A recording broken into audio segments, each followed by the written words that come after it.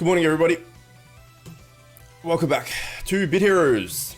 Okay, a bit of a more exciting stream, Bit Heroes related today. We're going to be using a Bitgor, which is exciting. And we're going to be pushing on the world boss quite a bit. We'll still do PvP, invasion trials, energy, raid, all the stuff. Roasty, what's going on? Welcome. Wait, you talking to me? I guess you're talking to me. How are you? Quincy, welcome. How's your face? Pip, good morning. How is your face? Anyway, hello Chook, I'm new. Well, welcome. Welcome. We're going to use the Bitgor. So instead of having 25% of everything, I've got 6 of them. We're going to replace everything with a yes. So we have 2 hours, nearly 3 hours left of this. Sunday, this is Saturday still. Sunday does have more item find, but if I was going to wait for that, it would be... This is good enough. There's 45% there. It's good enough. If we put our item find runes on, we should have them on already, which we do, which is nice. So let's start by doing some PvP and get that out of the way. When it comes to Trials Gauntlet, I've been doing the very first entry level tier 14 normal number, not the set number, the normal number, and I haven't cleared it once yet. Troll, welcome. Oh, we've got a mythic collar, that's handy. Yeah, so I haven't been able to clear it once yet, but I'm going to keep doing it because you can get multiple loots from it, and maybe we'll get a loot from one of the other things, not the final boss. And there's no real point in doing tier 13 stuff anymore, so even if I don't complete tier 14, I could still get to tier 14 potentially something, so it's still worthwhile. Running 4 glass, yeah. It's been like that for a while. Very while. A long while. Hey Chook, what are the fams you use and how do you make them? Okay, so his name's Glazdos. I'm gonna get this Electro Tourette's music off. We can look at the familiar, sure. So his name is Glazdos. He's very good. I run 2 of him, and in PvP I run 4 of him. You don't need 4 of him. You don't need 4 plus 5s. You need 2. I just made 2 more because I didn't have anything else to aim for as far as familiars at that point in when I was back in the day when I made him.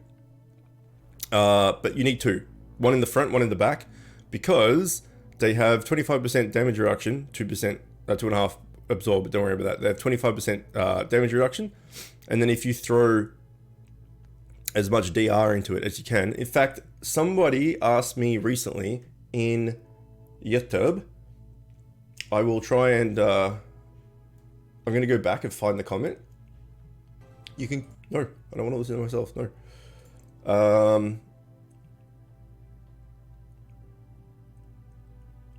Let's see.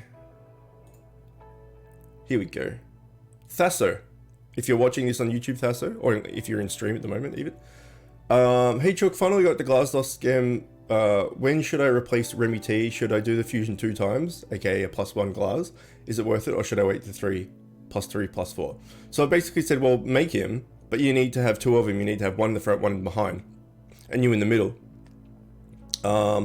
Because he's a bait tank, and he's got 25% damage reduction. And then he also asked what augments to put on. So I've just run as much DR as I possibly can. So I've got some here. Even though this is epic, it's not a legendary. It's still 7.2 damage reduction, 12% damage reduction, basically 10% and 10%. So running as much DR as possible. This has redirect chance, and then this should be chance to attack an enemy team, not random enemy. So my brain isn't that good for him. But otherwise you want to get him and yeah, make 2 of him, because his skills as well is his skills for free is attack damage to the closest enemy, who cares, but heals himself for a decent amount, and then his 1 SP moves is shield all teammates or heals target teammate for X amount. So he can heal himself for free, and he can heal a teammate for 1 SP, which he can also use on himself.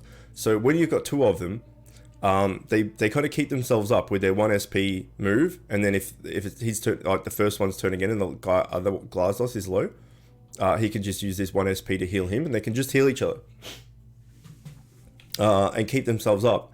And then that's why if you have a augment of the brain attack enemy team, every time he gets hit, either of them get hit, they have a X% chance of doing damage to the enemy team. So effectively, they do damage to him. He just heals through it and damages the whole team back, if that makes sense. How to get him is in the Expedition World Boss. Extermination World Boss. Hold on. Cosmetic Eagle Fly. Sorry, just notified you're streaming. I haven't read chat in a while. I will get back to chat, but just give me a sec. It is the Extermination World Boss here, which starts at tier 10. So if you get to tier 10, you can just do the Extermination World Boss, and then you need to get the schematic. And then to fuse is 3 Tilks from Tilk's Dungeon, which is this one. So you need 3 Tilks and 15 of the Extermination World Boss material. So 3 Tilks, 15%, 15 of the World Boss material, and then you need to make 7 of them, because you need one in the front, one in the back. That's Glazdos, that's how he works, that's what he's for, etc. Okay, let me go on to Invasion, and then I can catch up on chat. Oh wow, there's a lot of chat.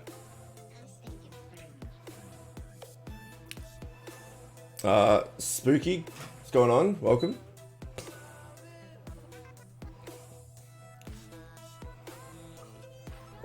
Got the raid mount, nice.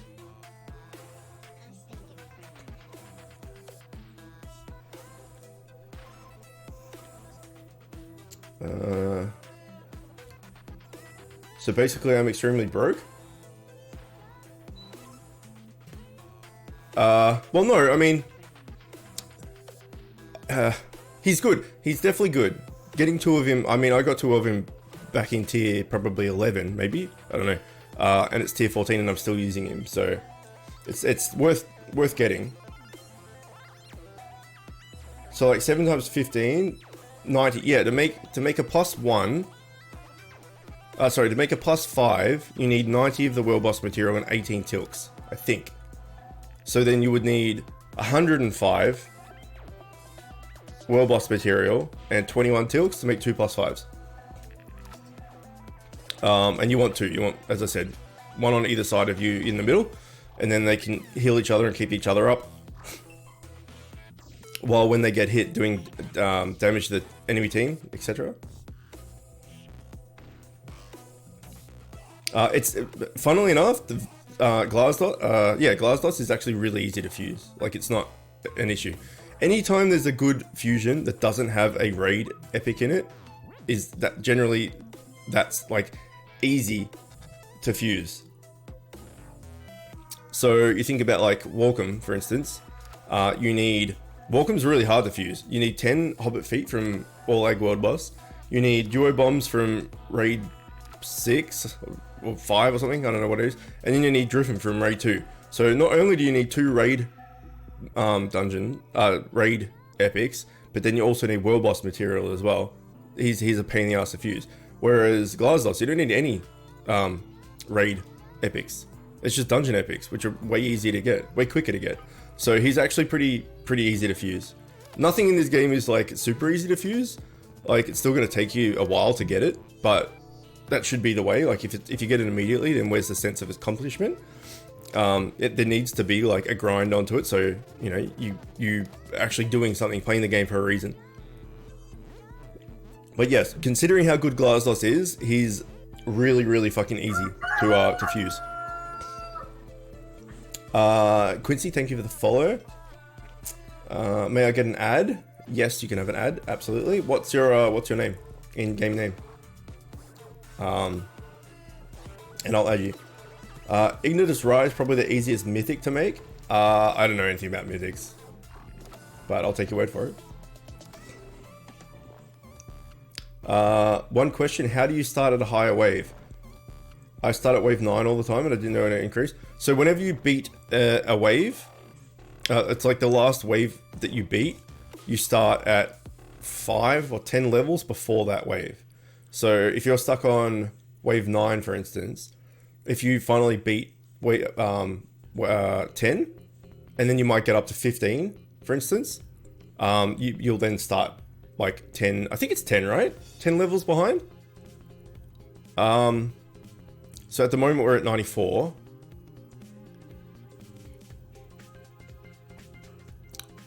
And it goes off your highest run. So it's if you are stuck at wave 9 and you only ever beat wave 10 once, and you get up to like wave 15 or something like that, you can always start from that higher thing. So it's just like whatever the highest tier you reach, you start 10 in general. You start 10 levels before that, or 5. I think it's 10.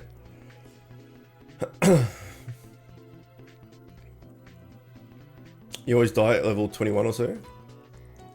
I'll add you as soon as I'm out of battle, Quincy, because you can't add. You can't view people while you're in battle.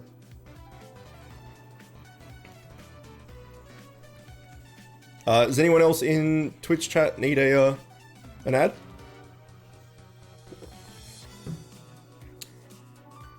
After you add Quincy? What? You need one as well? Astral Crystal, okay. I'll not regret it. The anticipation is killing me.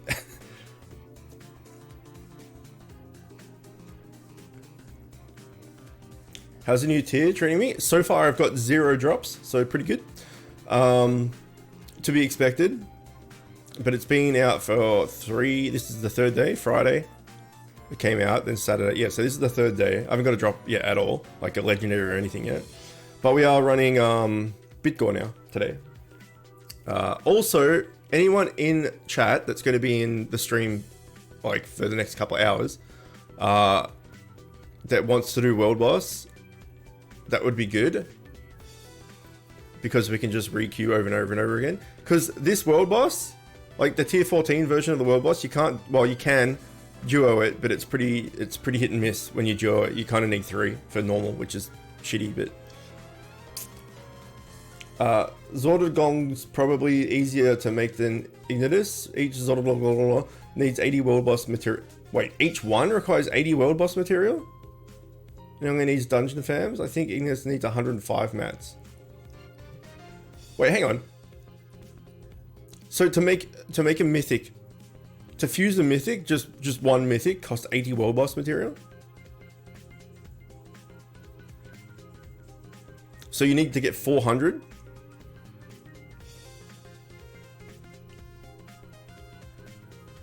Will Chook will befriend me if I don't get online for over a month or so?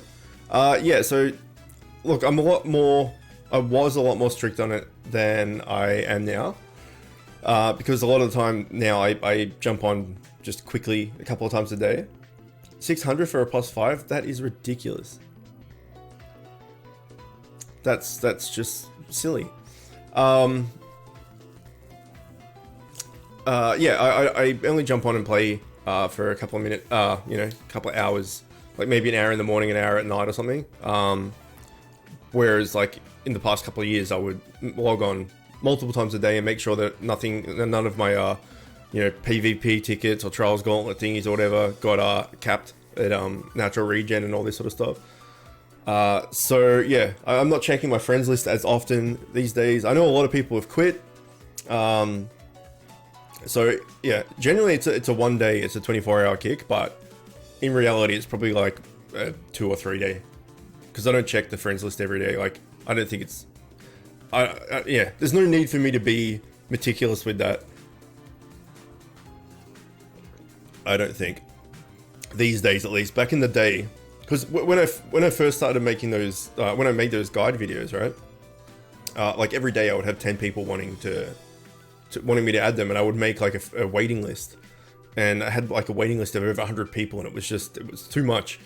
But now, like, you know, those guide videos aren't being like spam watched by everybody. Like they're still getting watched by new players, but at the time it was just like I put the video out and it was fresh, and so like, you know, 1,000 views or something, and then I'd get like 100 people wanting to be on the friends list. So I had to be strict with it for a 24-hour time. At the moment, it's not as important. Player is not found. You sure you typed it right?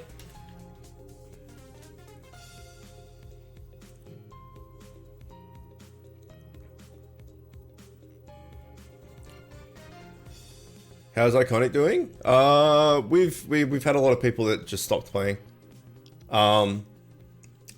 However, Bubble is back, and he might come and join. He said, "Hey man, I'm back in Bit Heroes." I'm like, if you've lost your spot in whatever guild you're in or whatever, and you want to come to Iconic, by all means. Same with you. It's, you know, there's always a space for you. Next step is Astral Crystal. Okay, I'll do that while Quincy's checking.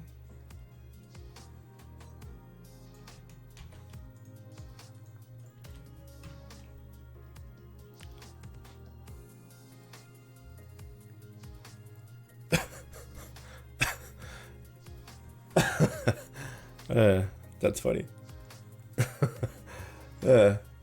Why is he fishing there? It's funny. All right, let's get this last bit of invasion done. So, shut up, alarm. I could start at wave 99, but I start at wave 91 because if you complete a certain amount of waves, you get more rewards. Looks dope though, very god. Yeah, so if you do, I think it's if you beat 5 waves or something, you get more rewards. So if you're stuck on wave 20 and you start at 15, you may not get the rewards, but if you start at 10, you'll get more rewards. 20 enemies, which is 7 waves, there you go.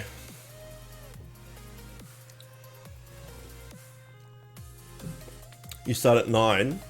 What are you stuck at? 20, didn't you say? So that should be fine. Just start 7 waves before where you have capped out. It die at about 22, 23. Yeah, so that's fine. I think if you started at,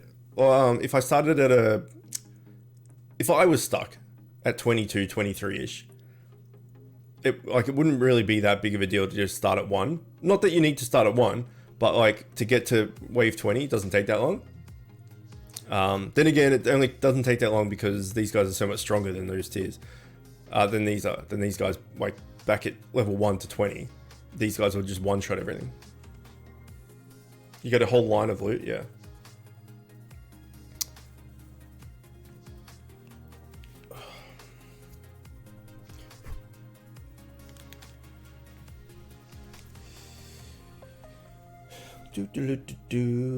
All right, I shall look again, Quincy. All you need now is a kind of cloud mount cosmetic. Isn't there like the rainbow cloud? Isn't that a mount? What resources? Swift Finisher, welcome. I've just got Bitgor on at the moment. We're just gonna get through all the like regen, and then we're gonna go world boss. Yeah, I think, isn't there the cloud, the rainbow cloud? Wasn't that a amount? I'm pretty sure. From Invasion, maybe? Expedition, sorry.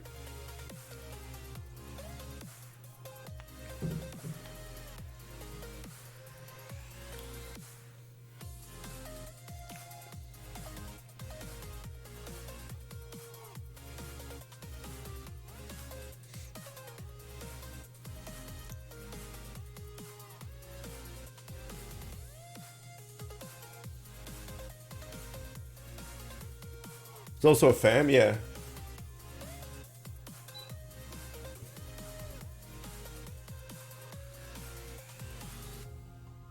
Like Invasion takes a while, doesn't it?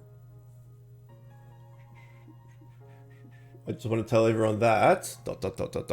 I love you all. Aw, that's nice. That's nice. Want to know what I've been doing all day? Just watching YouTube and doing all my stuff one by one. Doing all your stuff? What does that mean?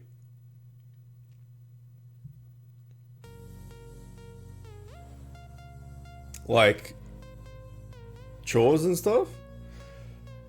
I'm using you in raid all day. Yeah, like I think if you got someone from max tier, well, tier 13 still, whatever, you could probably run to raid 5, I think, maybe raid 4, something like that, without any other person, just you and a level, 300 plus person. I think I tried running raids just on my own, and I think I got up to raid 4 or 5, I think. Just got another doubloon. Hell yeah. Okay, yeah, so here we go. Trials, tier 14, 2,600 to 2,899. 2,600. We beat 2,609. I don't know why there was no 9 there, but there was. Amal, good morning, how are you? Good to see you. So we'll do this, and we'll probably fail. Oh, but there's no point in me doing tier 13 stuff, so even if we fail this, whatever. I'm not gonna be pushing Trial Gauntlet hard until I can do the set piece levels, and then I'll hit it hard because that's where the DPS set is. So, yeah. How are you, Amal? Tell me a story. Fast as fuck? Yeah, Bitgor, you run fast as fuck. It's true. Yeah, so even if I don't finish this, there's a chance of loot and whatever. But yeah, I don't need anything from tier 13. So, I'm not really worried about not ranking high in the weekly Trials Gauntlet thing. Like, meh. I have the Crumb mount equipped right now to show you what it looks like. Where is it from though? Isn't it? It's from Expedition maybe?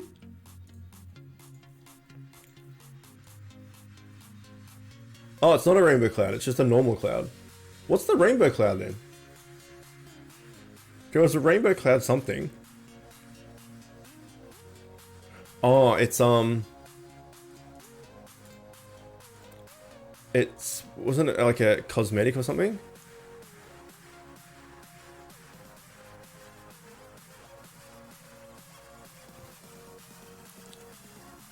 Why you take so long to load?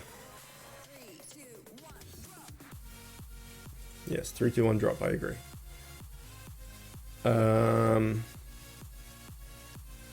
There it is.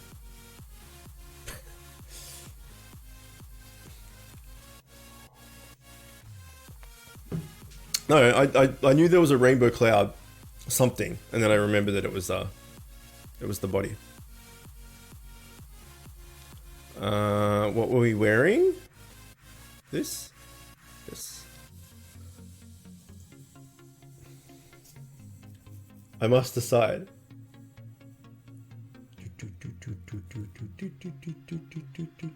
Is this Trials? Yes, this is Trials. So we've done PvP, we've done Invasion, we're doing Trials. Then we'll do whatever, raids maybe, or dungeons. I don't need anything for oh shit, I've got thingy turned on. Off, sorry. I don't need anything from any of the energy. So what I'll probably just do is, at the new zones, just run each one on heroic until I capture the boss at the end. The dungeon epic, in which case I have one of each if I ever need to fuse something of them. I'll do some world boss if that works. Yeah. Good. Yeah, I've done the world boss with just me and another dude, like 2 people. And I would say okay, rip. I would say the completion that I've had is maybe 50-50, maybe not even. So we'll probably need a third to do it well.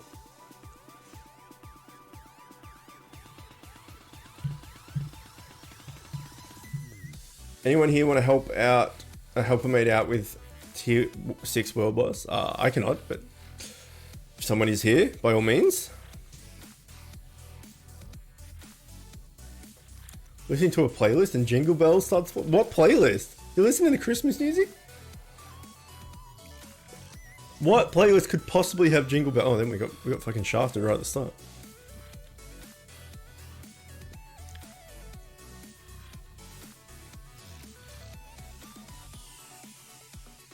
Was it like a remix version or something?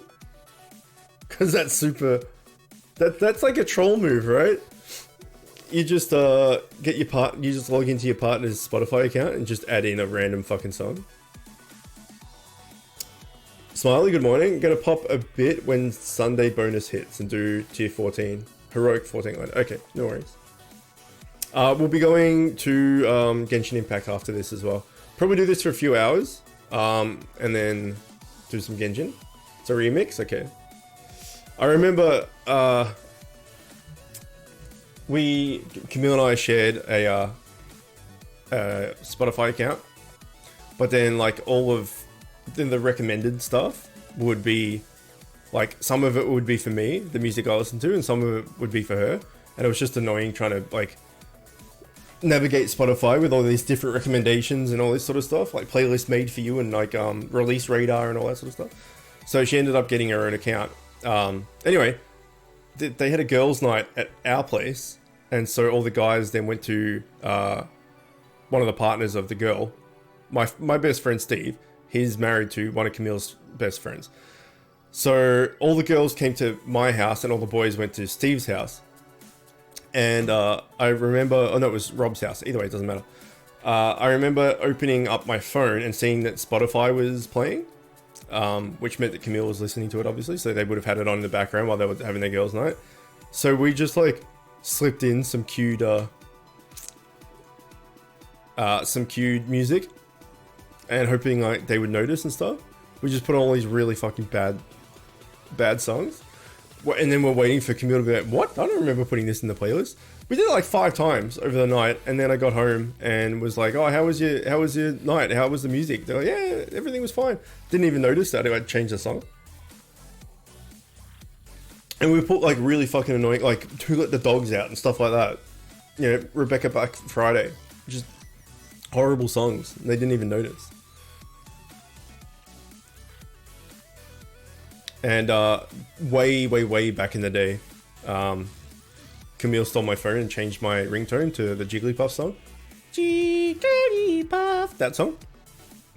So I'm in the car and someone calls me and I hear Jigglypuff from somewhere. Where the fuck is Jigglypuff coming from? Because it was Bluetooth to my car, so it was like my song, the songs I was listening to just turned off, and there was a really loud Jigglypuff.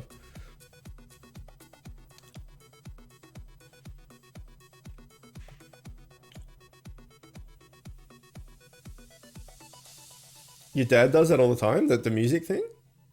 He knows we had country music, so he puts songs in our playlist. That's funny.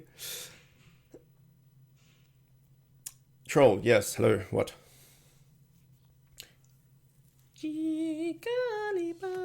How do you get 34 times speed? Bitgor. Movement speed, 500%.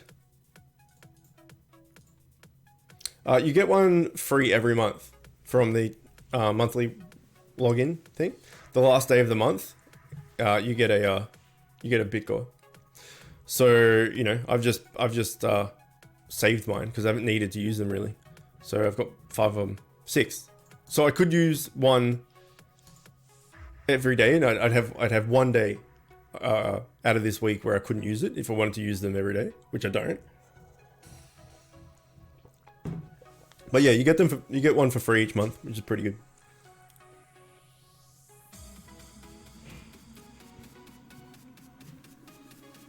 So this will probably be the first tier, at least in recent memory, that I'm going to be pushing Trials Gauntlet hard when I can do it, because that's where the DPS set is. I can't think any time recently where I've actually bought and used tokens. Is it tokens? Whatever the Trials Gauntlet material is, I think it's tokens. So that'll be interesting. I don't even think I have any. like spares. Oh, we have some. We got some from that Bitgor bundle. I think they gave you like a few. Hang on, let me check. Tokens. Yeah, we got 20 there, which is fuck all. That's tokens as well. There you go. By 50. I got 46 of token doubles, which is not bad. I guess that'll go pretty quickly though. That's 10 runs per thing. So it's 460 runs. Fire Pig, good morning. How are you?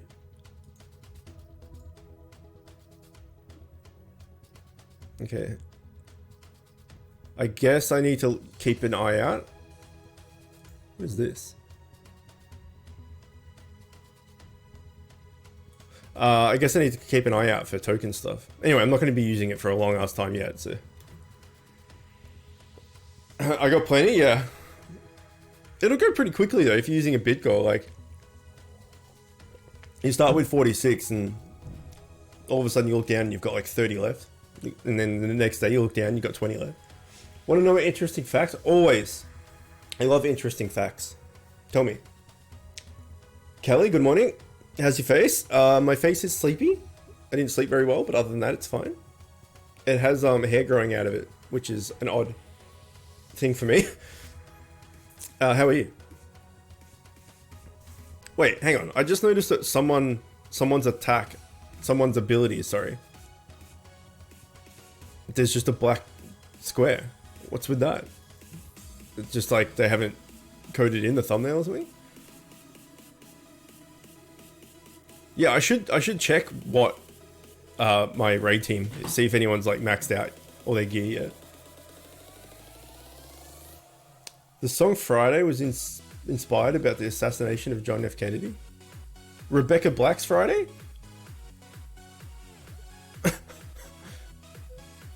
That doesn't sound right at all.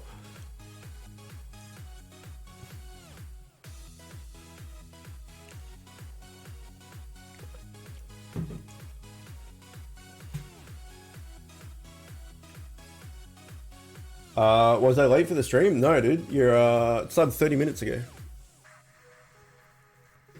You're all good. It's an interesting fact, something you don't know. It's true. It's very true. The more you know, the better you are at trivia. I don't think that's right. Yeah, I don't think that's right either. I'm close. I got 2 pieces and 1 piece, last piece. Hang on. You got 2 pieces of T14 and 1 piece plus 2. And shut up, it's me. I'm right. Apparently you're right, and we need to be quiet.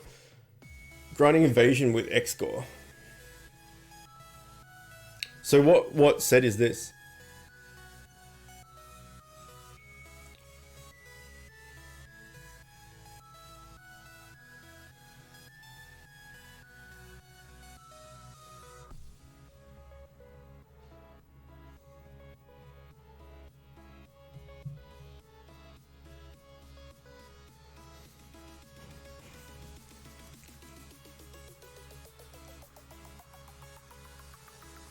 Among Us stream was fun, not gonna lie. Yeah, it's pretty good. The Trials Gauntlet set. Oh, no, sorry, that's the DPS set, isn't it? Yeah. Sorry, I had a mind blank for a minute there. Yeah, like I was saying in the Among Us stream, like I'm not overly. I don't overly like that game. Like it's fine. But I'm not like obsessed with it like a lot of people are. I think what's also hard, which probably makes the game not as fun as it could be, for me at least, is the fact that I've got to organize everything, and then I've got to like keep eyes on chat and talk to you guys, and I've got to mute them, and then everyone's talking over the top of each other, and for a stream it's kind of hard because everyone, like, I can't control other people. If there's only like 2 or 3 people in chat, it's fine. But there's like 7 or 8 people in voice comms. Everyone's just yelling over each other and stuff. It just gets a bit much. But that's the point of the game. But yeah, doing all that and having to deal with that and muting and all that sort of stuff. I don't like it. I like it, but I'm not that fond of it. Like if I never played it again, it wouldn't bother me. But I think an hour of that should be enough. You shouldn't be looking at chat when you're playing it. Well, no, but like everyone mutes themselves, right? Or you're supposed to at least. But it's just I think any game, if you've got 8 people in voice comms all shouting at each other, and you're the one streaming, it's hard to manage it all. Anyway, also I'm really bad at it. But that being bad at something doesn't always relate to enjoyment. You can be bad at something but still enjoy it.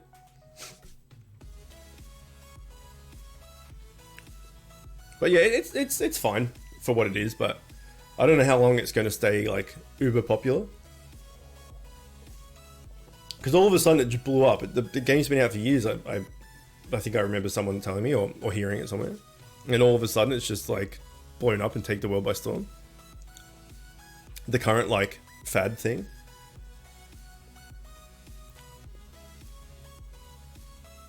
So in the most recent 6 months or so, I guess it was like the thing that came out that just blew up and everyone had to play it was Fall Guys, right?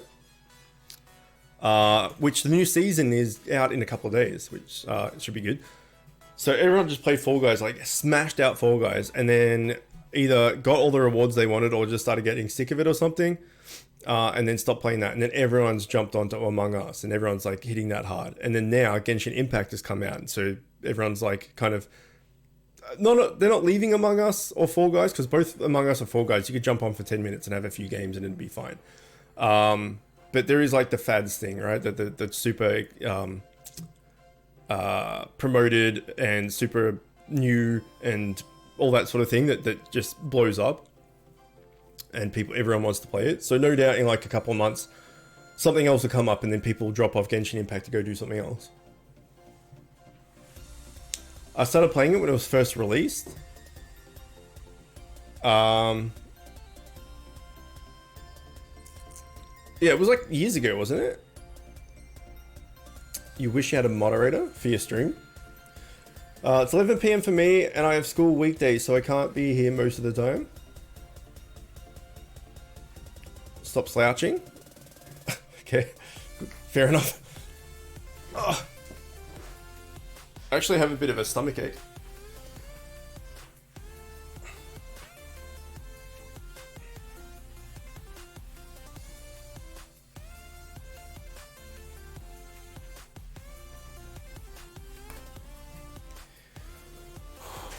Okay. I think we still have a bunch of energy left.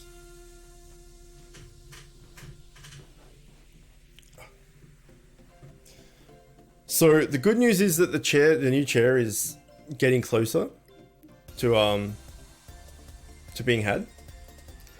Much love to me. Aw, purple heart love. That's Viking love. Viking uses purple hearts. Amal uses green hearts. Yellow heart, sorry. Where's the old? Well, I can throw this at you. There you go.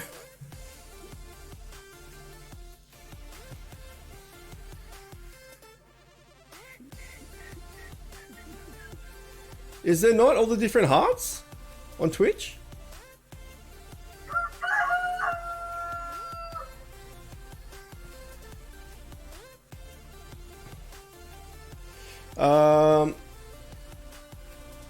E-boy Oliver, welcome.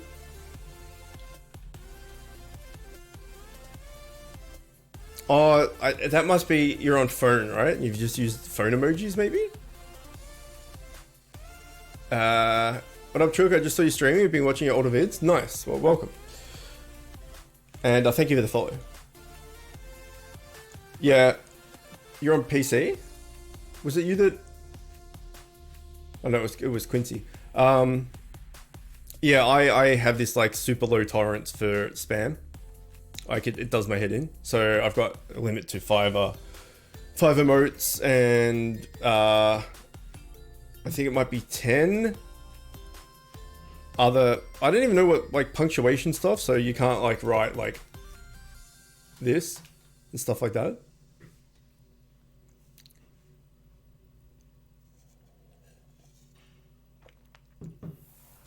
Wait, limit's hard to get good gear, but the game is fun. This game? Yeah. It's just a giant grind. It's just this super grind that you just need to have the willpower to stick with, and the patience.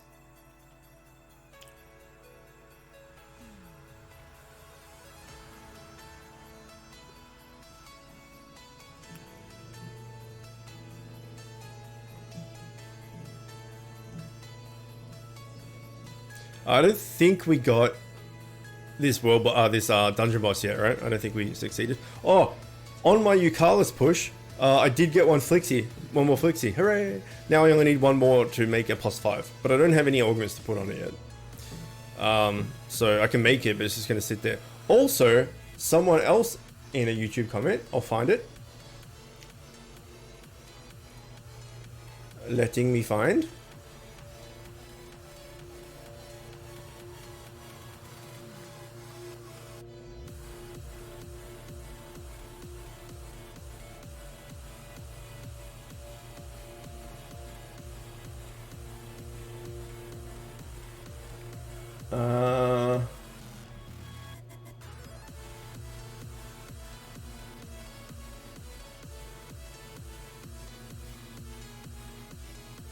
Where is it?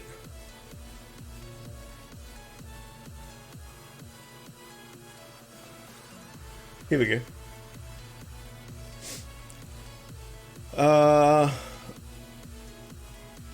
I found out his name is Nightmare.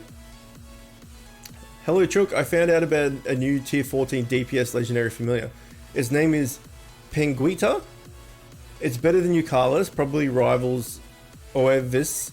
Sadly, a new familiar, and there isn't too much info / experience about it. But you can get all the info with a special Discord bot. In a nutshell, good DPS stat spread. Bonus is 20%. Bonus 20% speed and 15% fire damage. Has a 0 SP closest hit closest to, and combustion. 1 SP closest and strongest. 1 SP strongest 3 times. 2 SP 2 random enemy attacks. 3 SP weakest enemy 3 times. It's definitely a good familiar for PvP using speed augments and having a good brain. It's going to eat through the enemy tank while dealing damage to the rest of the enemy team. So there you go. His name is Penguita. So apparently, yeah, there's a new top tier DPS. I'll still be going for Eucalyptus though, because all I need to make a +5 is 1 Flixie. But I won't be getting that anytime soon because we're doing this world boss. So I guess if I hang on, I should just make the +4 because like +5's better obviously, but by like 1 bit. I've gone too far. Oh wait. Yeah, there it is. Yeah, so I can make a +4 Eucalyptus.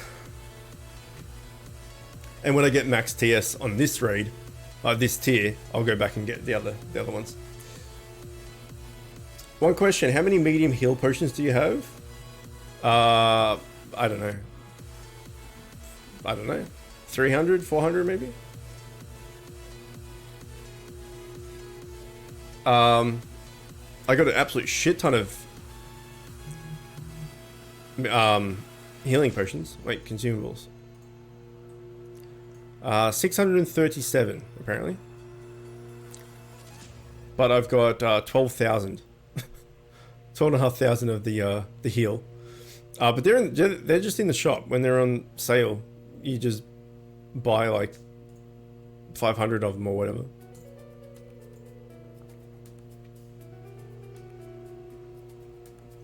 Oh, heal? Yeah, heaps.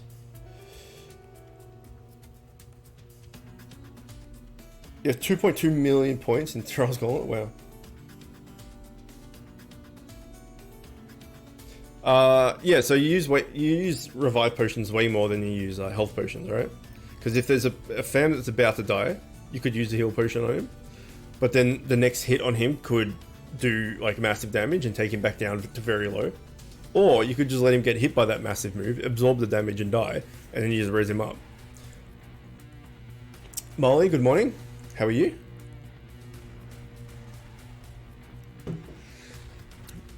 Good to see you. How much energy do we have left? Heaps. Yeah, Tier 14's content, while easily doable, actually takes a long time. I feel like it's way more of a slog to get through it.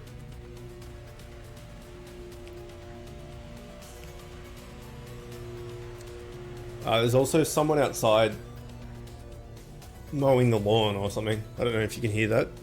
The like droning noise in the background. If you can, that's what it is.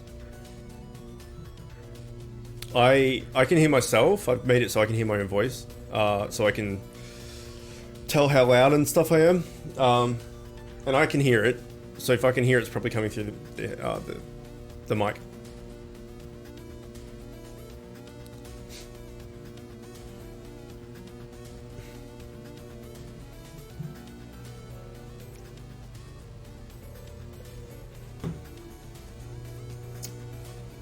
Oh, now on touching on Genshin Impact for a sec. We were blessed by Scarlet yesterday. She showed up. I haven't seen Scarlet in months, it feels like. And she's... Ooh, what was that? Was that the new World Boss material? I mean, the new thingy material? What was that? Or is that an enchant?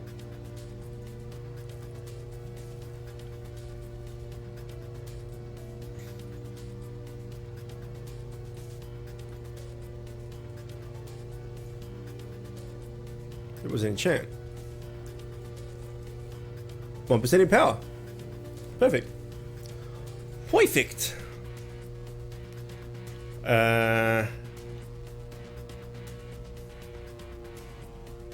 Deflect or absorb? Either. It doesn't matter. What are we doing? Switch. Get that bad boy in there. Nice. Successful. Anyway, yeah, so Scarlet came in and had a chat about Genshin Impact and stuff. And she's playing 100% on her phone. So I logged in yesterday, last night, and played for about 5 minutes on the phone. It's actually pretty decent. The only bad thing is aiming, which she said was the bad thing was aiming. Because it's awkward to move the camera, because you got to hold the screen and then with your thumb and move around. So while you're trying to fight something, it's incredibly hard to aim and like keep the camera right. But the fact that you can play it on your phone is pretty nuts.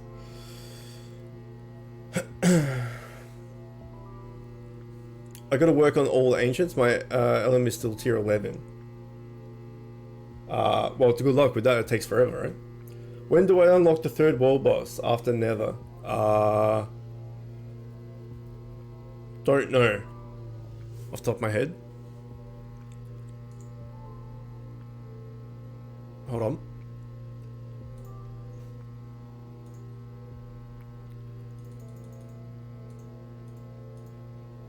Netherworld.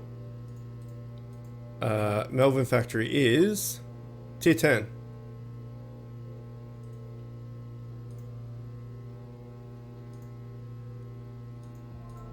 So Netherworld is all tiers, it looks like, apart from this current one. All lag would be the same, I imagine. No, not tier 11, tier 13 or onward or anything. So I'm guessing it's Melvin at tier 10. I think. Possibly.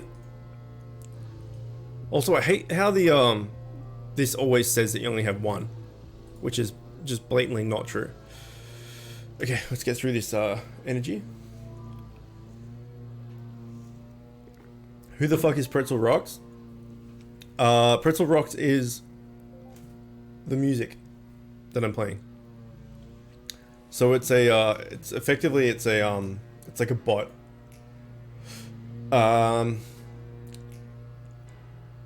That it's royalty free music. That's also YouTube safe. So because I upload all of my streams to YouTube for people to watch it that couldn't make the stream. I need music that's royalty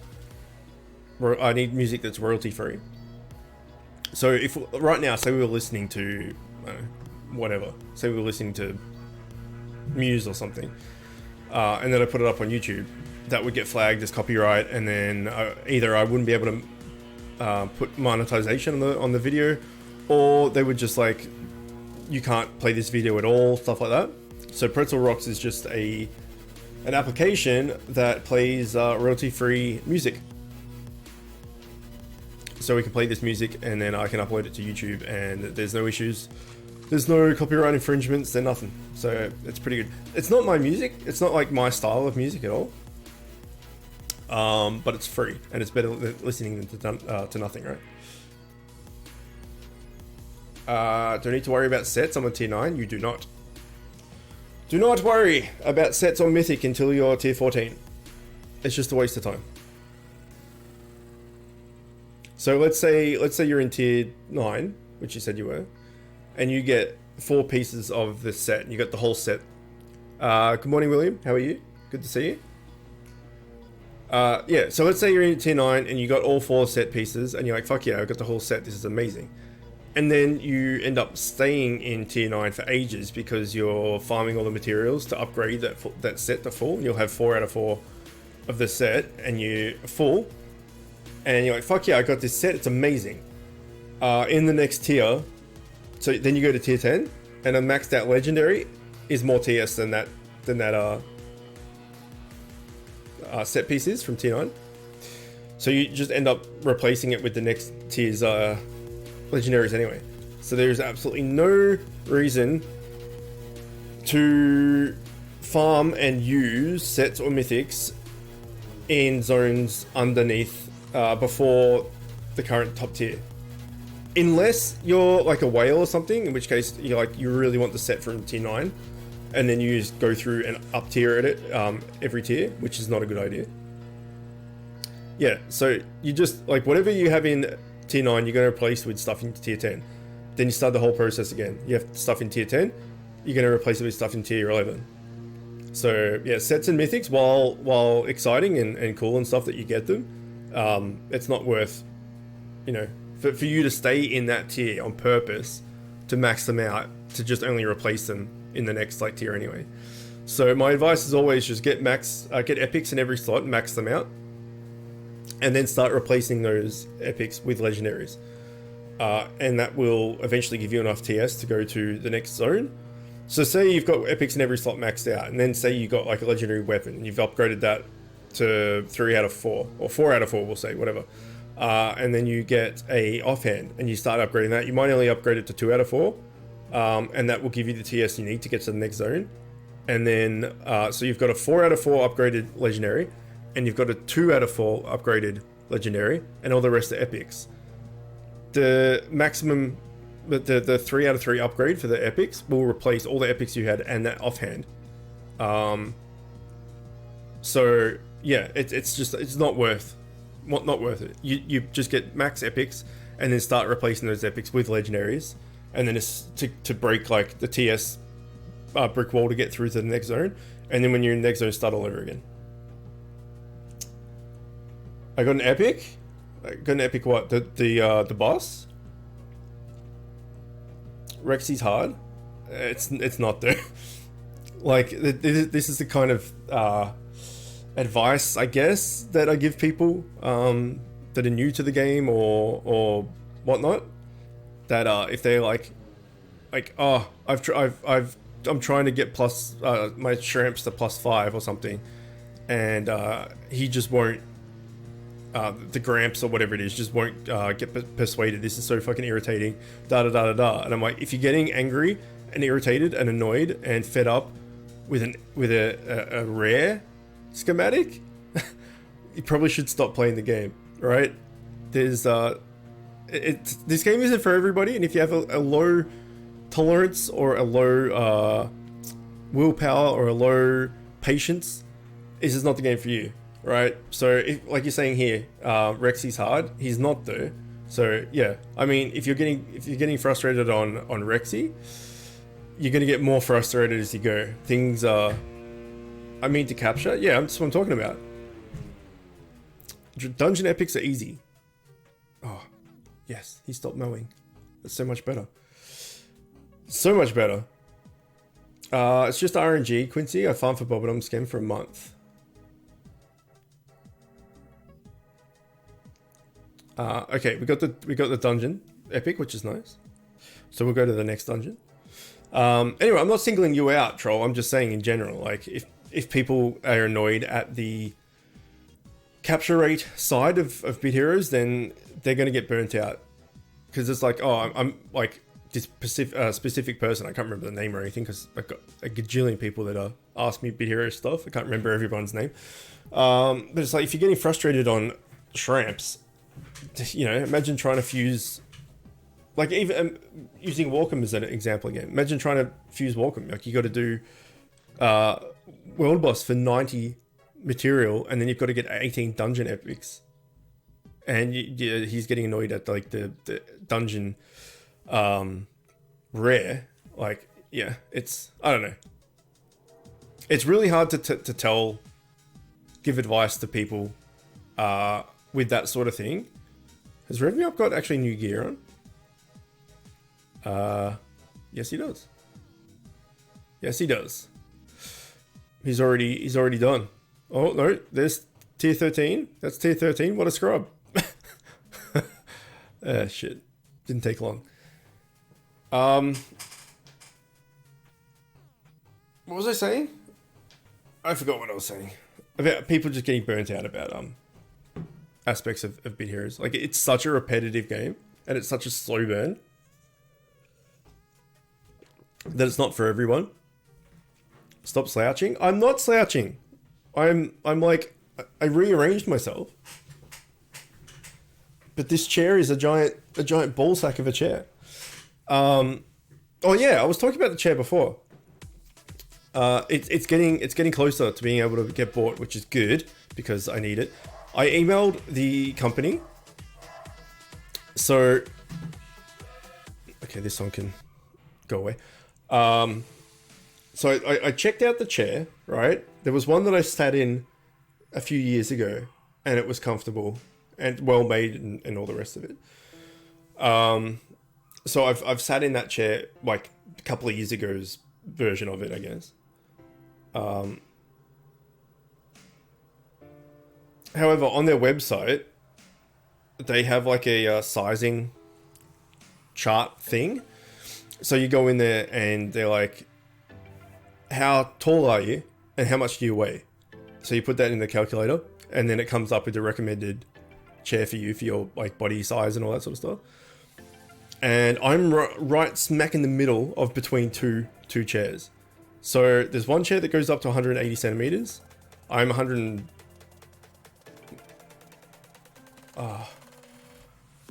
No. Hang on. Let me instead of paraphrasing, let me actually look it up.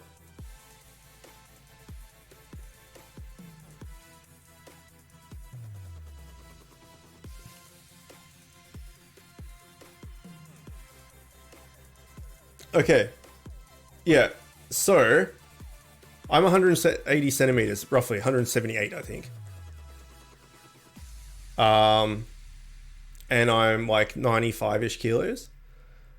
So it comes up saying recommended size, and there's two different chairs. One's got up to 180 centimeters, which is basically what I am, and up to 110 kilos, which I am, 15 kilos off, so that's fine.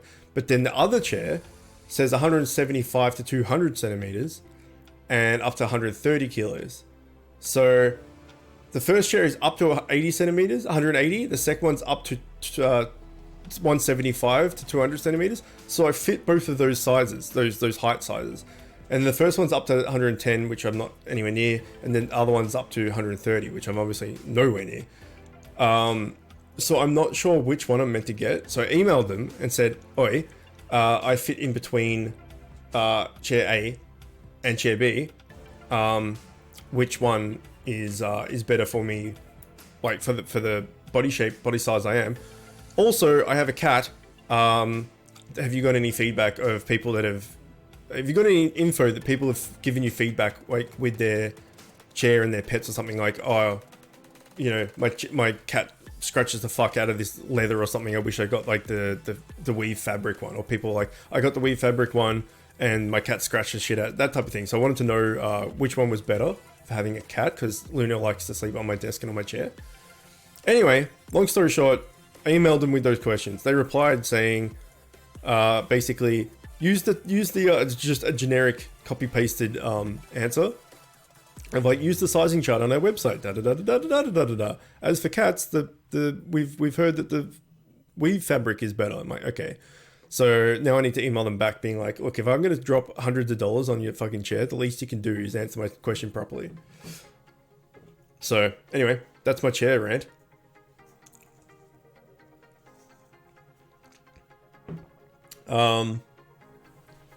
And yeah, at the moment with coronavirus thing, like Melbourne, the city I live in, is on lockdown and stuff. So I can't even go to one of the showrooms that they have the chairs and stuff set up in and sit down and like test it out. So if I'm gonna buy a chair with not being able to try it out first, because once you get it, it's yours. You can't refund it. Like they don't take refunds with a chair, because it's the same as like if you can't like go home and try on underwear and then take it back to the store and say like, nah, these didn't fit. Like, well, you put your freaking body in it. You can't sell that on. So apparently you can't, like, unless it's faulty, you can't like refund a chair and give it back to them once you've like opened the box. Anyway, so I'm going to do that. I'm going to throw money at buying a chair. You know, the least they can do is answer my questions about it, considering I can't go to a showroom and look at it. So I need to write a strong word email to them and say, oi, fuckers, tell me. Is there any events I should save gems for? At the moment, there's the Conversary. So everything in here is discounted more than it normally is. No, 15% off. No, that's gone. Conversary is done then, I guess, as of whenever.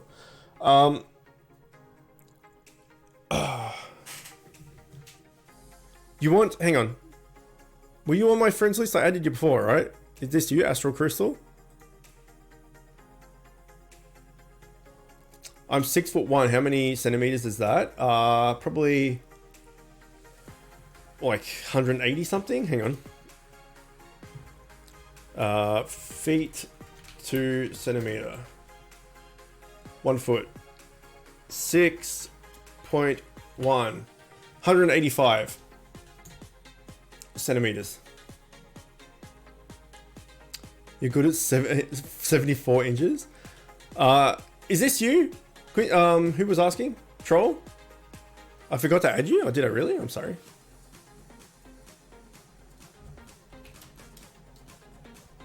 There you go. Sorry. Thank you for reminding me.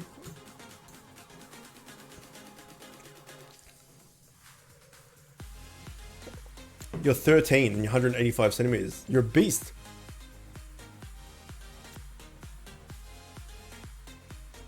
Yeah, I had 18 months of stalled growth back when I was little. I had really like chronically bad asthma, and I almost died a few times from it.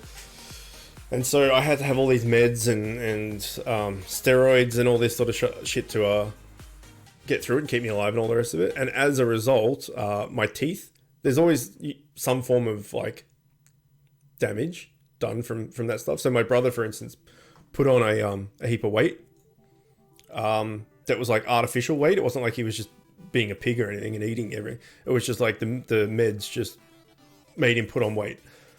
And I got my teeth were affected. So my teeth don't have as much, they're not as strong as everyone else's with enamel and all that sort of stuff. And I get like cavities and all that shit way easier. And like if I was ever in a fight, you know, and I got punched in the face, Like my teeth might. Anyway, my teeth are shit basically. Not that I take care of them a lot, but they're brittle and they're not as strong as everyone else's teeth. And the other thing that I had from all those meds and stuff was 18 months of stunted growth. I didn't grow 1 millimeter for about a year and a half.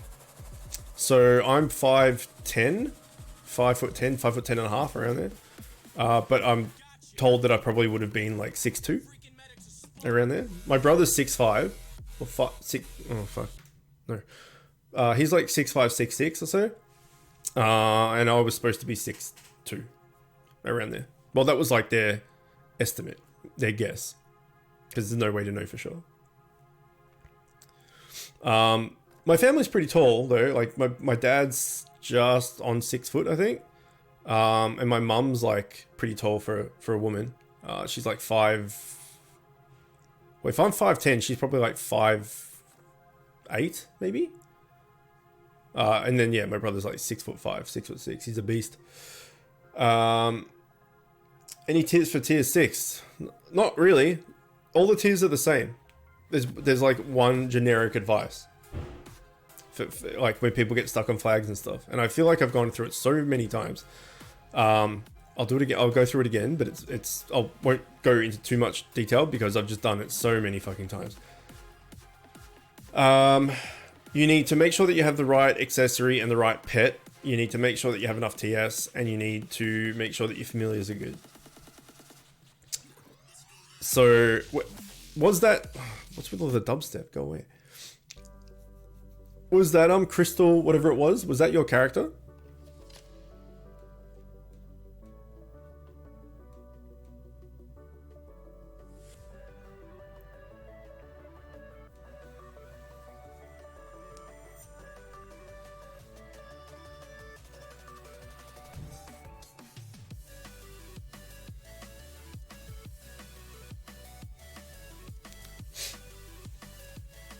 Troll, you there?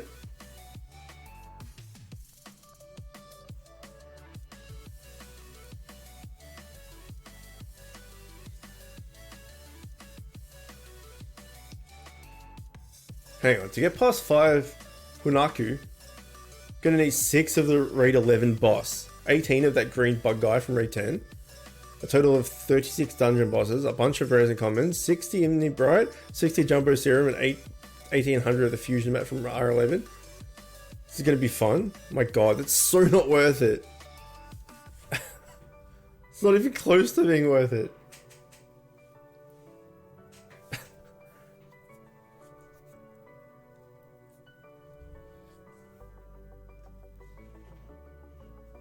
Is that for a +5 or is that just for 1? Oh, sorry, you said to get +5, my bad.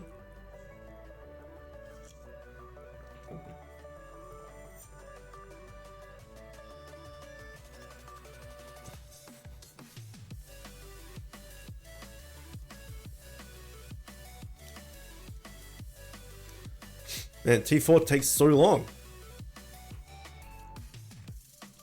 At 34 speed as well.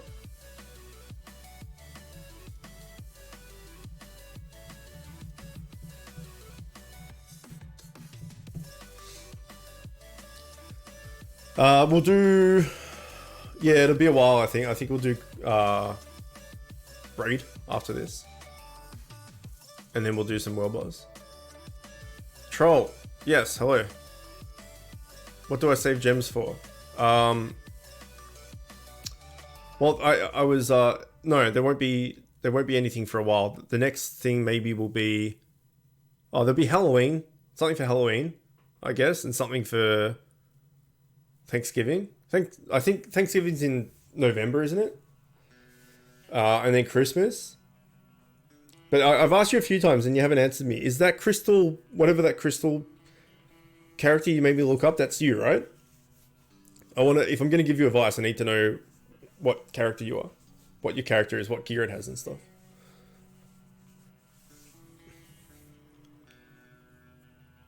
Yes? Okay. Hold on. Let me... wait, you're on my list.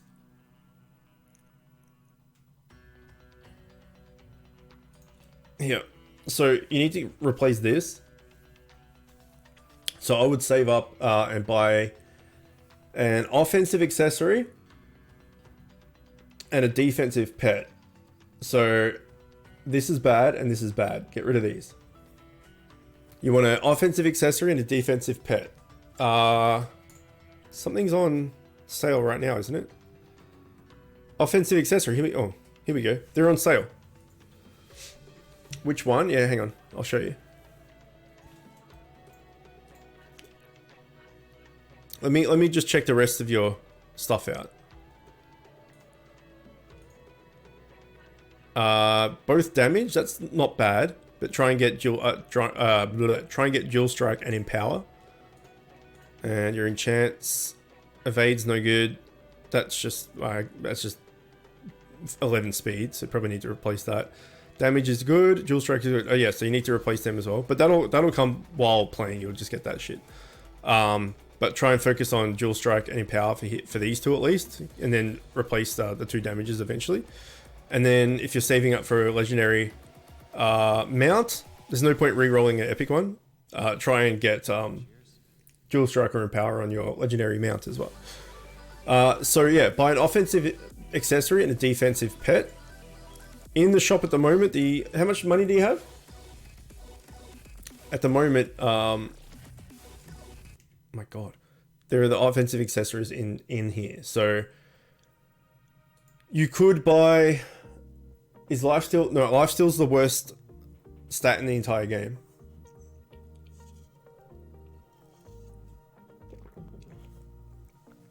So you want one of the. I don't know if you've got 5,000 gems or not or whatever, but you want to get an offensive pet. So offensive accessory, sorry, and a defensive pet. So if you bought this, you'd have a choice of getting all of these, or you can go for a specific one. So this one has Astaroth Dynam in it. So you could go, if you wanted that particularly, you could go for this egg. This box, sorry. Or if you wanted Baronets, which is what I just got like a couple of days ago, you can go for this box especially. If you wanted Zaz Wings, you go for this one specifically, etc. So yeah, get an offensive accessory while it's on sale. As for which one to get, is Zaz Wings still like the go-to for for most people? I think this is still like one of the best accessories, offensive accessories. I just wanted this one. I went for this one specifically, but I think Zaz Wings might be the best that you can get in its own chest. We'll wait to see if anyone else has an opinion on which accessory to go for. But in general, the guild shop accessories and pets are shit. Just don't get them. They're no good.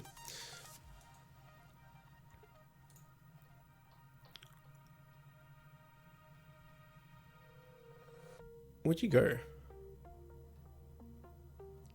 I must have gone past you.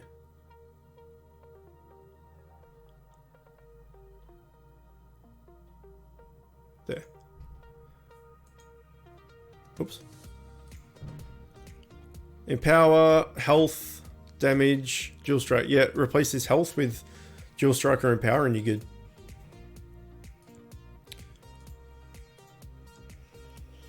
It's considered the best, but I find it to be too spread out. The one you have is alright.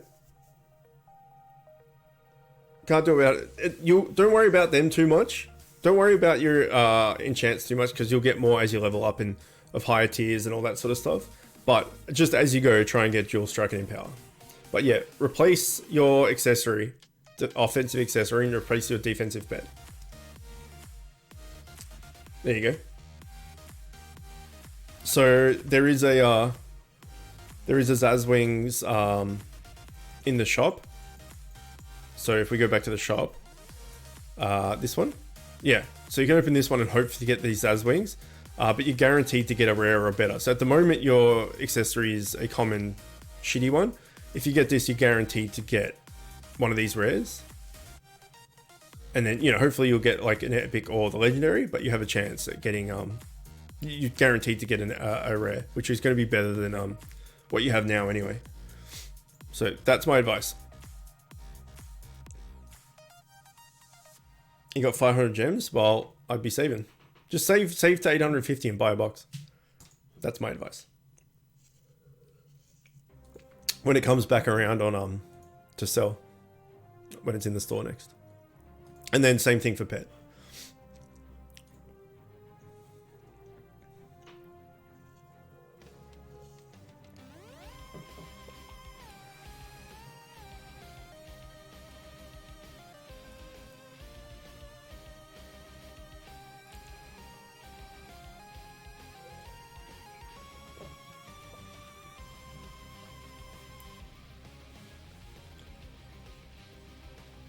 You got Dual Strike and Lifesteal. Dual Strike put on Lifesteal's absolute trash.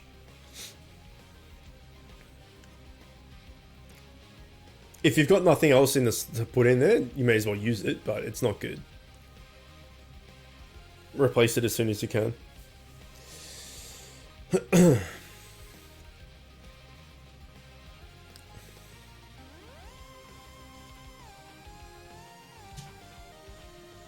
So usually on a Sunday we do natural regen, right? So we do what we're doing now. We do all of our PvP, Trials, Gauntlet, Invasion, Expedition, GVG, whatever it is. And then we do all of our energy, and then we do all the raids, and then we do all the world bosses. But usually by this time, we've finished everything. In Tier 13. The streams for Tier 13 usually went for about an hour and a quarter, an hour and a half-ish. So just from that, you can see how long the new content takes. And we're on a Bitgor as well, so we're like running around like crazy. So yeah, this tier is so much slower than the last one. I'm sure it'll pick up as people start getting geared and stuff, but it's pretty noticeable how long it takes for this. Like, just trying to get this one fam down is taking forever. It's a long burn. So we'll do some world boss and stuff, but I don't know how many Zeals we're going to get through, because I also want to jump on Genshin Impact as well.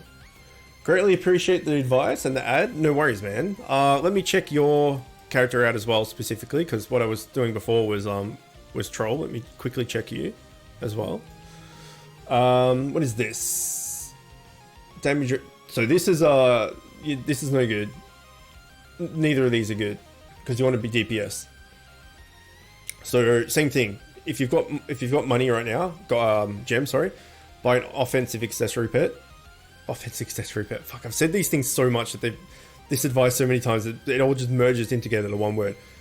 Get an offensive accessory and a defensive pet. So this one, chance to shield team when you get hit. You don't want when you get hit, because you're a DPS, right? You want when you hit someone. Is like what you want. But yeah, this is a tank accessory, so it's no good. So replace that with an offensive accessory. Replace this with a defensive pet. We just went over in shop at the moment. There's offensive accessories on sale. So if you've got 850 gems, I recommend buying one of them. Again, you're guaranteed to get an epic. You're guaranteed to get a rare. But hopefully you can get something better. And then save up again, and then buy a defensive pet when it goes up for sale as well. So offensive accessory, defensive pet. And then all of this you want as Dual Strike and Empower. The damage is okay. You can leave damage there until, like, replace these ones first. Block and damage and rage. Replace them first. And then work on replacing these second. Because damage is like the third best stat for DPS. Like Empower and Dual Strike are much better. But this still is a benefit. These two are not a benefit at all. So replace them. And then you're in chance, the same thing. Dual Strike and Empower. So evade and speed. Replace this. Dual Strike, good. It's only 0.5%, but it's still Dual Strike, so that's good. Absorb and block. No good. And that's just stats, which is fine, I guess, but you want to replace. So yeah, Dual Strike and Empower. Try and get them on all your enchants. Try and get them in all your runes. And try and get it on your mount as well. Except don't re-roll an epic mount, because it's just going to waste materials. It's kind of like the same mentality as going from one tier to the next. There's no point re-rolling this to get the perfect, like, 4% Empower or something on it, because you're just going to replace it with a legendary mount anyway. So just deal with the 5% block, who gives a shit, right? And then when you could buy a legendary mount, get that and then start re-rolling that until you get 4% in power or dual strike. And then that's it. So yeah, epics in every slot maxed, which is what you're kind of doing. Replace them with legendaries as you go. Yeah, so you're on top of it. You just need to change some stuff around. So yeah, again, just to make sure you want dual strike and empower on them, and then start replacing these damages. And then same thing with enchant, all dual strike or empower. So if we take a look at, and then a legendary mount when you can as well. If we take a look at me, for instance, my runes are dual strike, empower, empower. I did have all dual strikes in there, but at the moment I'm using some empower. And then my enchants are all speed and dual strike. So if you've got two things, like the speed there is handy, but it's not necessary. Like dual strike and empower are the two you want. So there's that there, 1% dual strike there, 1% there, basically 1% there. This has got 1.25 of each. And then this one we just got today, which is 1% empower. So the set piece here gives me 15% dual strike. And I'm at 39 at the moment. And I've got 32% in power. So when the 15% goes off, I'll be down to, what's that, 24-ish percent, and then 32% in power. So when that happens, I'll probably take these two empowers out and put the dual strike back in, which will make I'll have five less in power, but 5 less in power, but 5 more dual strike. So if we do that, I'm down to 24-ish. Plus 5 is 29, and then take away 5 from here. They're going to be roughly even either way, and that's what you want. You want dual strike and power to be split, and half in one and half in the other. If that made sense, hopefully that made sense. That goes for everybody in YouTube as well. What's slightly irritating for me is that I get questions about this topic so often. And I'm happy to help, but I just feel like a broken record. And then people will comment on the videos saying like, hey, what should I do? And I'm like, well, if you watch the video, you would know, because I've explained it. Like, I've done this advice for the last 50 streams in a row, I think.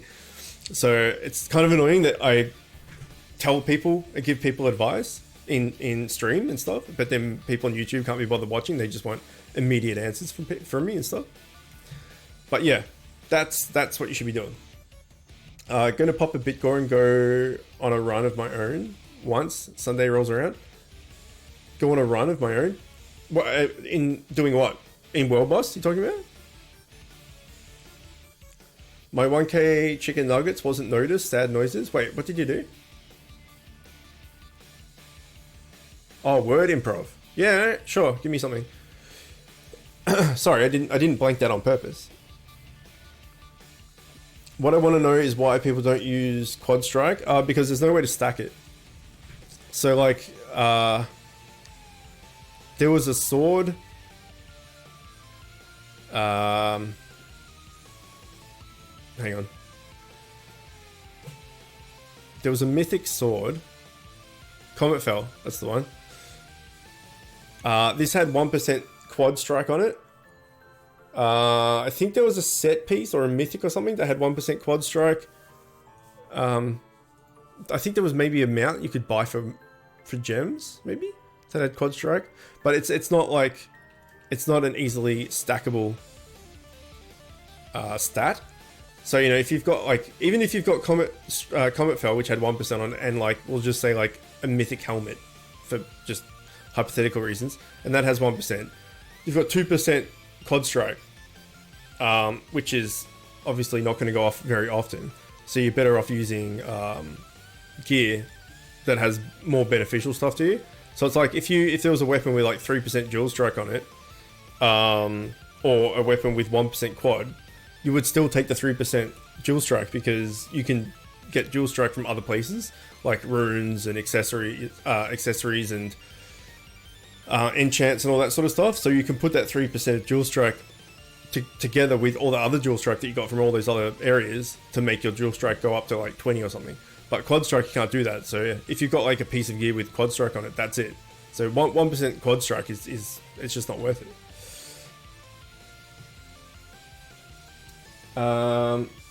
Quad strike proc chance is too low. It's really nice when it happens, but it's not consistent. Yeah, yeah, and you can't stack it. If there was a set that came out, like say T14 just came out, and there was a set with like, you know, a 4-piece set had 10% quad strike or something, then yeah, it would be great. But I don't even. I only think there's like 4 or 5 items in the game. I could be completely wrong here, but that even had quad strike on them. So yeah, it's not a thing that you can stack over and over like Empower or dual strike, or on tank stuff like damage resistance, absorb, all that sort of stuff. It's just like there's a few things over the years or whatever it is, however long it's been, have just like had a little tiny bit of quad strike that you can't really combo together with others. When I used, I proved you procced it a lot. Is that what you mean? Raid primarily, but anything for getting mats to upgrade equipment to new tier. Oh, that's right. You're up tiering. Yeah. Cool. Try saying this word from the Philippines. It's called, oh my god. Naka Kappa. Napa Kapag Cab. Fuck me. There's too many letters that look the same in a row. I can't make sense of it. Naka Kapag Gabag. What the hell does that mean?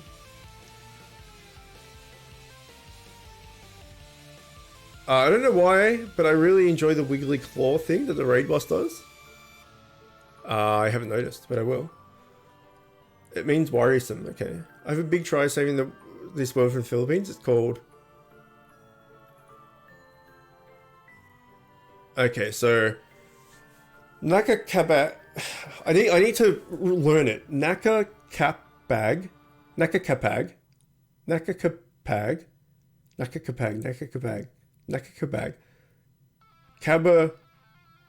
Kababag... Kabag... Fuck me, man. It's too hard. Kabagabag. Kabagabag. Kabagabag. Okay. Naka Kapag. Nah, I can't do it. Sorry. My brain just cannot pronounce that. If it was something I'd heard over and over and over again, then I'd get the pronunciation, but trying to figure it out is hurting my brain. Tears of joy. Well, there you go. I mean, that wasn't improv, but I tried to say it. I guess that's good enough. Hang on. I don't know why, but I really like the wiggly claw. Oh, this? The fingies?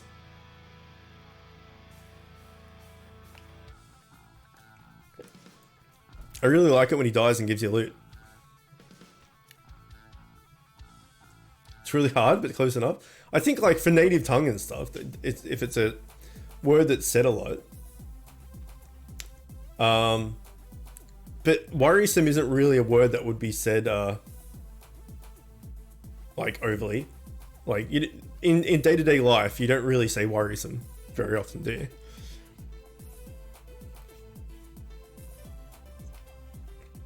So in Genshin, when talking to Timmy and feeding the ducks, I attacked him, and now little Timmy says he hates me, and he's gonna go tell his mom.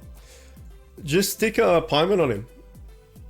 Just throw Paimon on him and say, "Oi, go put Timmy in the well." He got out. And while you're down there, just die a horrible death, because you're the worst.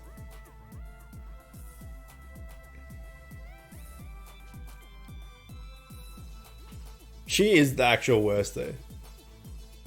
Reminds me of Dripgo's pedo hands.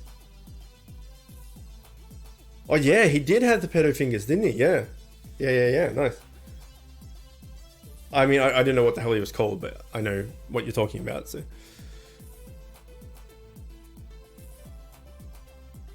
Just when you think you're slightly getting under control with like some of the familiar names, and then a new tier comes out, and then someone says, "Hey, what do you think of this?" And you're like, "Ah, fuck, I didn't learn anything. I don't remember anything."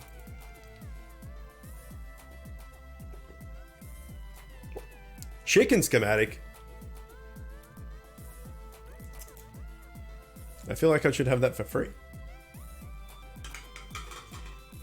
Chook schematic. When I've been watching for 1:30. You've been watching the stream for 1 hour 30? Yeah, well, it's been going for 1 hour 30. So that makes sense.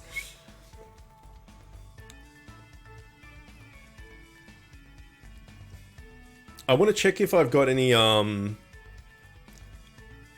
epic gear from this tier. I want to see what it looks like.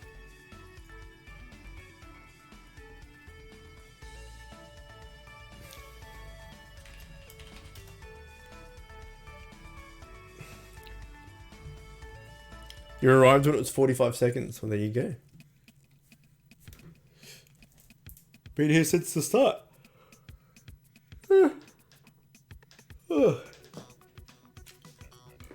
Pardon me.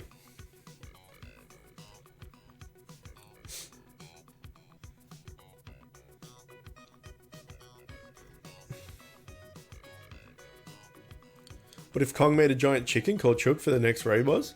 That'd be pretty funny. That'd be awesome. Except Chooks are, you know, it's only... it's Australian slang for chicken, so they probably have no idea what it means. I would be happy, it's true. When I left the council, I said, hey, like, on my way out, just letting you know that my name, Chook, means, is slang, Australian slang for chicken. And, you know, I make content and and I've got my own community on Bit Heroes and stuff. And I can guarantee that if you put a set of chicken cosmetics out there, like a chicken onesie or a chicken hat or whatever it is, that people would buy it. So if you're ever running out of like cosmetic ideas, a chicken suit or something like that would be gobbled up. Even though that's a turkey phrase, but people would buy it. And Ken was just like, haha, that's cool. Okay, I'll see what I can do, type thing. And I'm like, yeah, okay. Well, there was no reason why they would do it, and I've just, like, on my exit, I thought, oh, well, can't hurt to try, right? That was like a year ago. Maybe not that long, I don't know.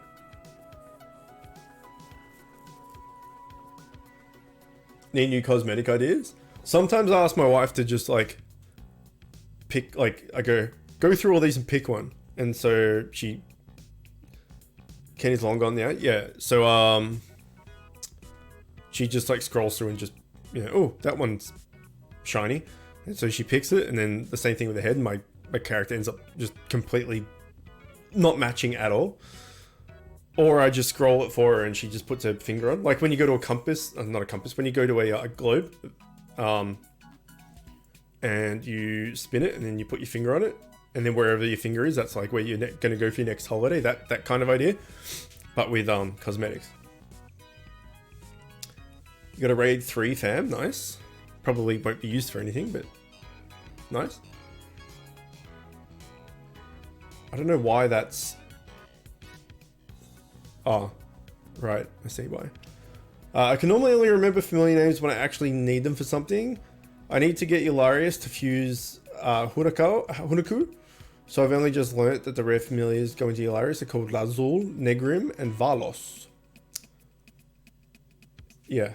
Yeah, if someone said to me, Lazul, I think I remember something. I remember him being one of them maybe, but if someone said, where's Negrim from? I'm like... I'm the same speak. If I'm needing a familiar, then I'm more likely to remember what it is. But random, like, it's another thing I get YouTube questions about. Is like, hey, is like Porator a good familiar? Can I use him instead of Remy T? And I'm like, I don't know who the fuck Porator is.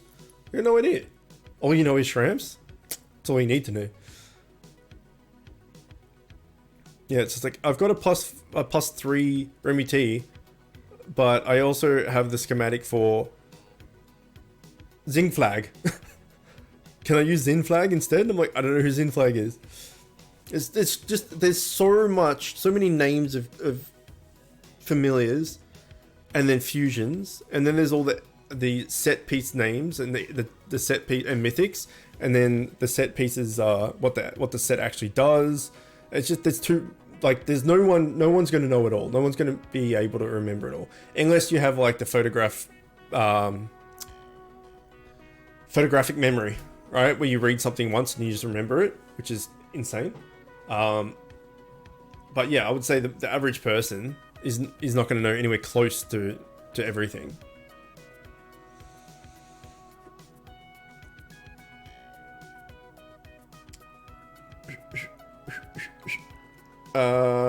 Spins Glove. Looks like my next vacation is going to be floating in the middle of the Pacific Sea.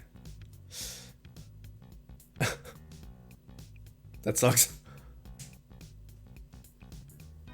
Shramps is kind of cool. Shramps is your favorite fan? Oh, it's all about the Yeti. You could go down with the mermaids, William. Under the sea. Under the sea. I mean, if you do spin a globe and then put your finger on it, you got a fair chance of being in the middle of an ocean.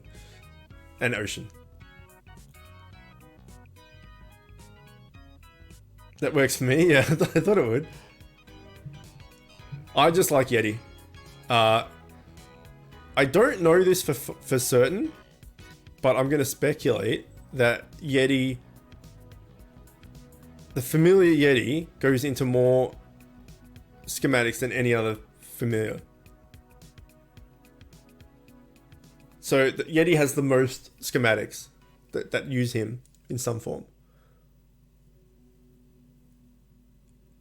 Can you hear me sing? The thing is, right, I sing like, well, if I sing, it's always on stream, it's always like for like a few seconds, and it's always singing badly or dumbly type thing. Not that I'm saying when I am paying attention, doing what I like singing properly, that it's better. But I used to be in the choir at school and stuff. I'm not a fantastic singer by any means, but I'm a hell of a lot better singer than what I am on stream. Because when I'm on stream, I just do little snippet songs.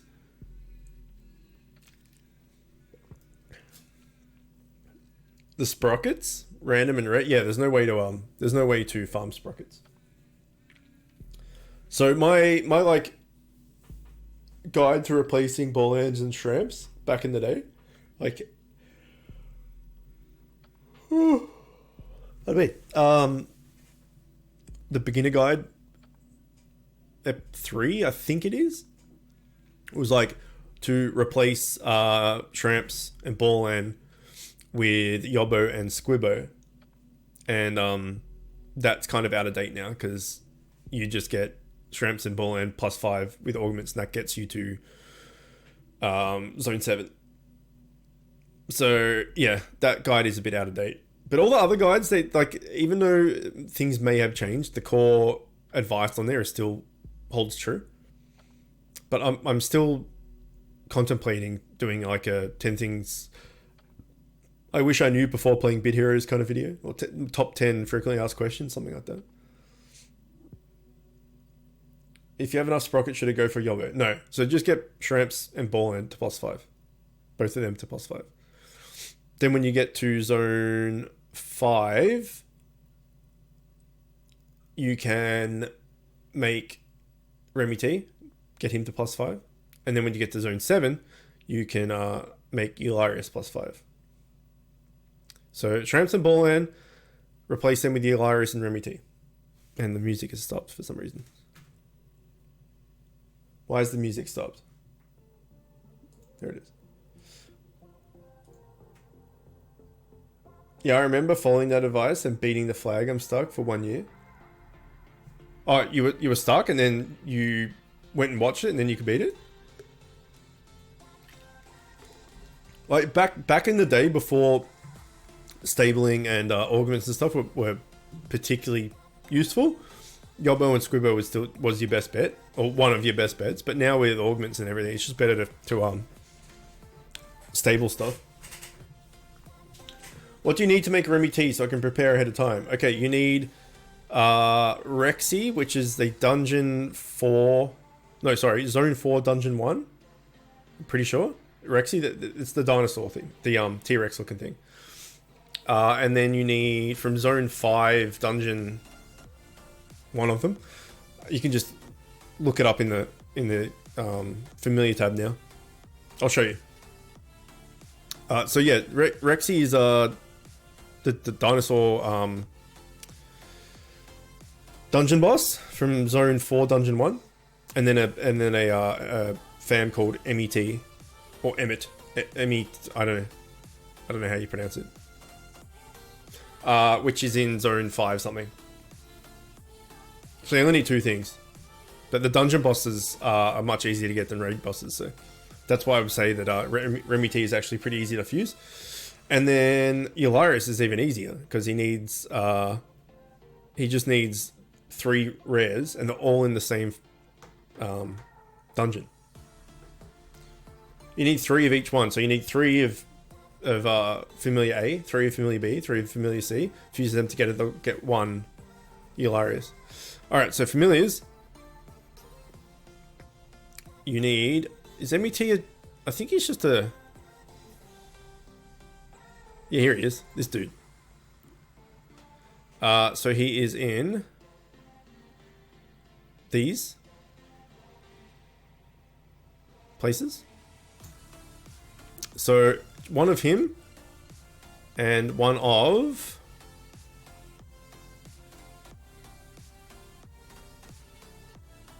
him. Rexy. Fuse them together and you'll make a Remy T. And then for Eularius, I didn't even have the Eularius scam, so I don't think I can show that, but I can show you what the fams are, providing I have them. These guys. Negrum, Varlos, and Lazul. So you need, I think it's 3, right? 3 of each one. 3 of him, 3 of him, 3 of him. Fuse that together and you get 1 Eularius. So you just need to farm a bunch of them to make a +5 Eularius. And then a bunch of MET and Rexy to make Remy Ts. And you're done. Easy. Easy, easy.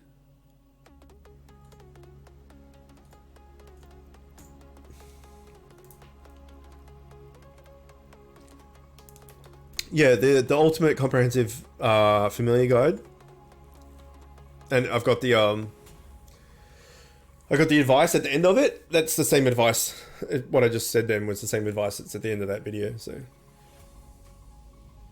yeah, the only advice that I struggle to tell people with, as far as familiars go, is, well, there's 2. There's 1, which familiar should I get if I'm a tank?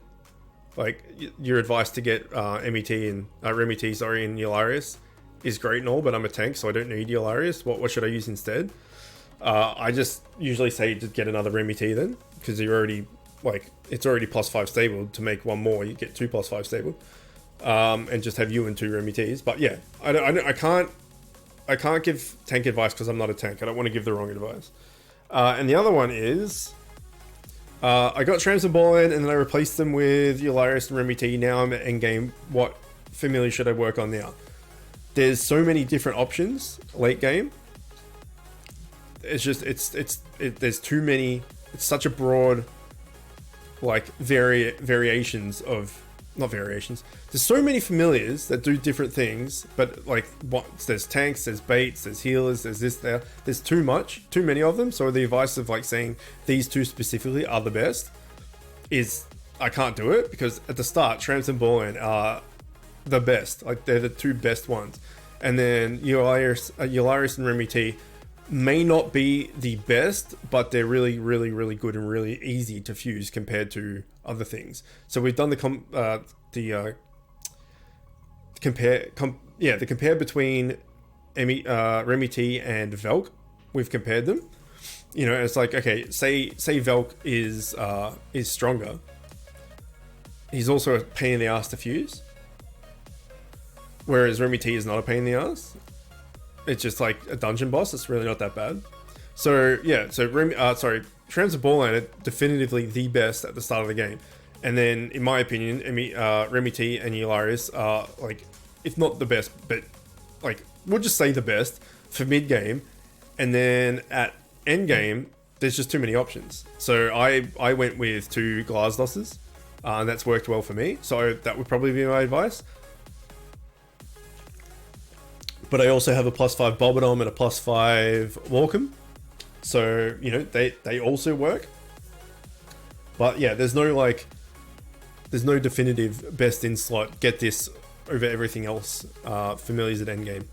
So I would say, yeah, Shramps and Ballland into Eularius and Umri into Glasdos and Glasdos. That would probably be the kind of direction I would go. Because back in early game, mods, no man, we don't even have 1 legendary yet. From this whole, like, this tier in general. I didn't get any on day 1. I didn't get any on day 2. I haven't got any yet. Got nothing. And we're running Bitgor as well. It's pretty depressing, actually. It's not good. Yeah, when I was doing all the flags and dungeons and stuff, it was as they were coming out. So I always had, like, max TS from the previous tier. And then the next... Okay, I'm going to get rid of a person singing because I'm going to be talking over the top of it. Yeah, whenever, like, say, Zone 6 came out, I was already max TS from Zone 5, Tier 5. So I was strong enough to get through that tier. And then the next one, Tier 7, I was maxed out TS on Tier 6. So I never had problem with any flags. And then I also, like, went through flags with Bobodom and Wembo. And then I decided to swap Wembo out for Walkham. And then I +5 the Bobodom and the Walkham had +5. So I never had any issues with flags and stuff leveling up. But yeah, I never used Remy T or Eularius or anything. You're gonna go sleep? Bye. Alright, man. Take care. Sleep well.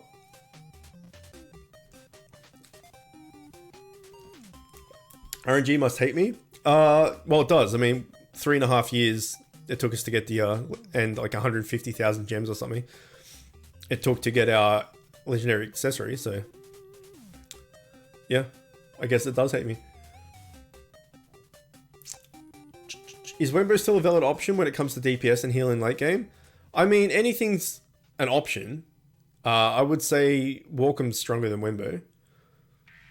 If you're not going to make, like, Glasdosses.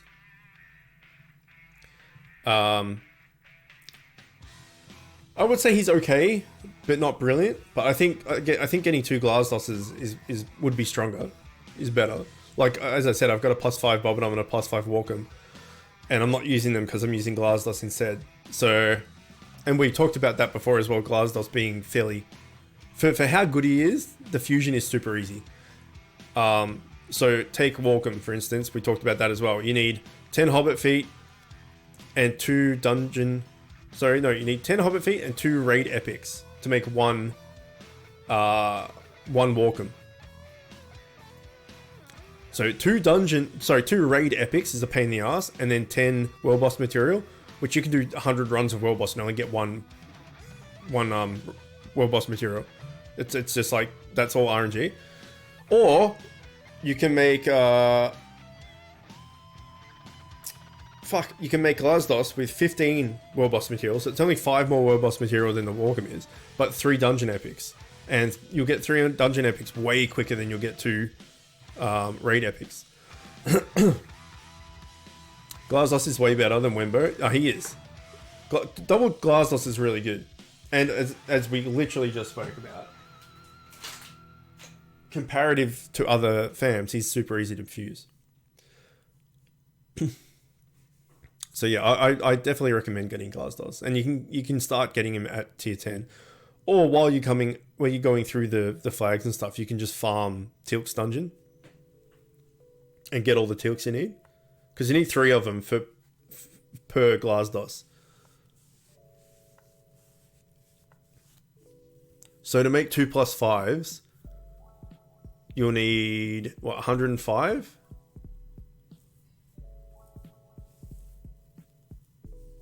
Maybe? Did you know that Glasdos is a Portal reference for GLaDOS? GLaDOS is great.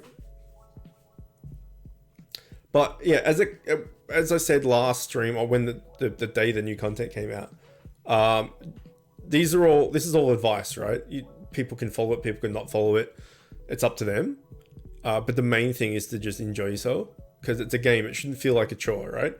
It does feel like a chore sometimes, but that's the type of game it is. So you kind of know what you're getting into, and if you've been playing this game long enough to get to raid 4 or raid 5 or something, you know what kind of stuff is lying ahead of you, and how many hours it's going to take to do this, and how many materials of that you're going to need to do that, etc., etc. So the main thing is just enjoy yourself. If you don't want to go the cookie cutter build that everyone else does, and you want to do something different, go for it. You may not be as strong, but if that's what you want to do and you enjoy it, then that's what it is. So perfect example would be myself putting absolutely every stat I could ever do into dual strike, because I just wanted as much of that stat as I could, because I enjoyed that mechanic, right? I know that having half dual strike and half empower would have been and is stronger than just going nothing but dual strike, but I'm like, I had this little goal in the back of my mind. It's like, I want to get over 40% dual strike. I want to get over it 40% once and beat that kind of mental kind of brick wall in my head. I want to smash through that brick wall, and I want to get 40% dual strike because it's silly and it would be funny. And so that's what I did. So going from like near the start of the game, everything I could possibly do to have dual strike, I did. So it's definitely not the cookie cutter best thing to do. Like half dual strike, half empower is much stronger. But I wanted to do it. So yeah, I'm not min-maxing. I don't have any interest in min-maxing, all that sort of stuff. Just do whatever you think is fun. Enjoy the game. Don't get, burnt out by grinding over the same thing over and over and over again if it's not what you enjoy doing. Just unless you're a whale, and you're buying all the packs and going hard out on everything to get the ancients and the best in slot, this, that, the other, da. If you're just a casual player, just do whatever you think is fun, right? And there's advice from my vids and Discord and wherever else that can steer you in the right direction. But if it's not 100% what you want to do, just do what you want to do. That sad, just got Bobbidom at tier 9 and make it glass 10. Well, it depends. Is it Bobbidom 1 or Bobbidom? Is it like just Bobbidom, or is it Bobbidom plus 5? Isn't there a meme here on this channel, how many dual strike you can get? Yeah, I think I maxed out at close to 50%. I think it was like 47% or something. Which is a bit nuts.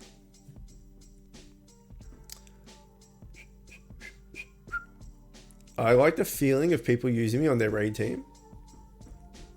Well, yeah, I mean, you get enjoyment out of it the way you want to, right? So if you want to be useful for people's raid teams and be like maxed out as best as possible, like if that's what you like, which you just said, I like the feeling of that, then that's like the path that you choose to go. As I've said a million times before, and I'll probably say a million times again, because it kind of, all these questions are I get them a lot, and they all feed into the same kind of discussion thread, is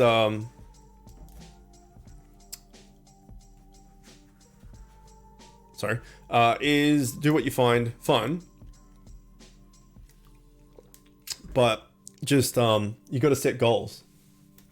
All right, you got to set achievable goals and give yourself something to strive for. Because if you log into the Bid Heroes, right, and you don't have anything you're currently working towards, you just log in because it's a game that you play and you feel like you have to do it. It's like, oh god, well, I'm playing it, I better log in and do a couple of things. Otherwise, if I'm offline for 24 hours, like my friends list, the people going to kill me, and it feels like a chore, right? That's when you probably go, okay, maybe I've had enough of this game. Maybe I don't need to play this anymore. But if you set achievable, like that might be your goal, might be like, I want to make, the new mythic familiar from this tier or something. So, okay, that's my goal. If you're pay to win or whale or something, then that's an achievable goal. If you're free to play and that's your goal, it's probably not going to happen. So you got to set achievable goals like like getting a certain familiar to help with like getting dual glass losses, for instance. Angel, welcome. Thank you for the follow. How's your face? Yeah, set achievable goals. Like I want to get double glass DOS +5s. So that for the next couple of weeks, months, however long it takes, that's what you're working towards. And so when you log in every day, you're like, okay, I need to do this. I need to go to get the Teal'c's dungeon to get the Teal'c, sorry. I need to do the world boss because I need to get all these neuro whatever they were called. And then I might need to do this for something else. And then my raid, I need to go back and do raid 5 because I need this specific familiar for something else. And so that's your goal that you're striving to do, right? But it's achievable. And then when you get there, you can then put up another goal. So you're like, okay, I've got my 2 glass losses. I can now do trials and gauntlet effectively. I want to now do like a DPS familiar. So I will put all of my energy and everything into trying to get that. And then maybe you got that. And you're like, okay, my next goal is to try and get the mythic head from the current raid. And so just like stuff like that, just try and like make achievable goals rather than just logging in for the sake of logging in because it's a game that you play and you just want to keep your friends list active, but you're not really interested anymore. So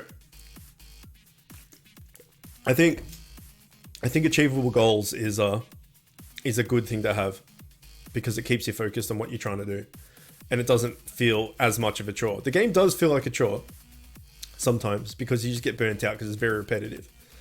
But yeah, if you have those achievable goals, at least when you log in, you know you're doing something towards getting an actual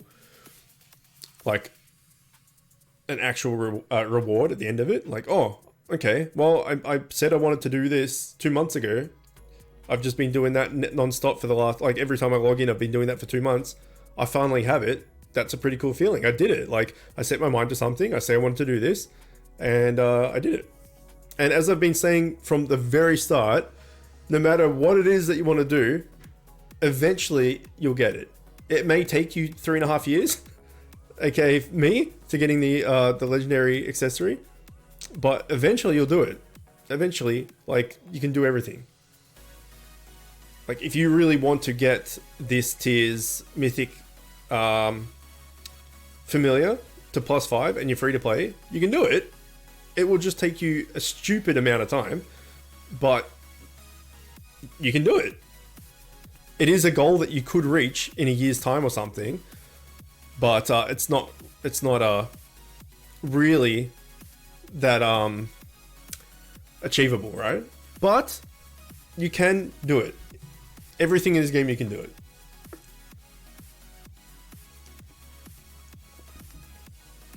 You want to be the best player in the game? Well, that's unachievable. I want to be the very best. I know I never was. Dun, dun, dun. And get a +5 double glass DOS. See, yeah, that's a good goal. Getting +5 double glass DOS is a good goal. I would recommend following that. It might take you months, but it's still achievable, and you get a really good boost of power when you do so. For long, I wanted to be as powerful as me. Also a cosmetic mount. Cosmetic mount is achievable. Getting as strong as me is also achievable. But the problem with that is if you're level 100 and I'm level 429, by the time you get to level 429, I'll probably be like 450, 550 or something. So catching up to me, unless you play like every minute, every day and use like a ton of resources and stuff, probably not going to happen.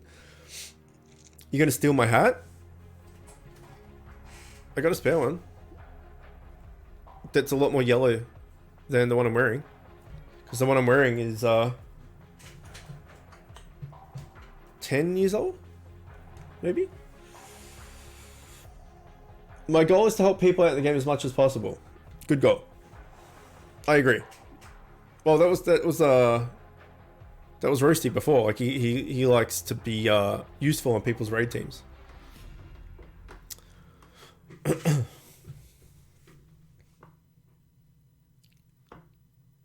I'm gonna steal my hat.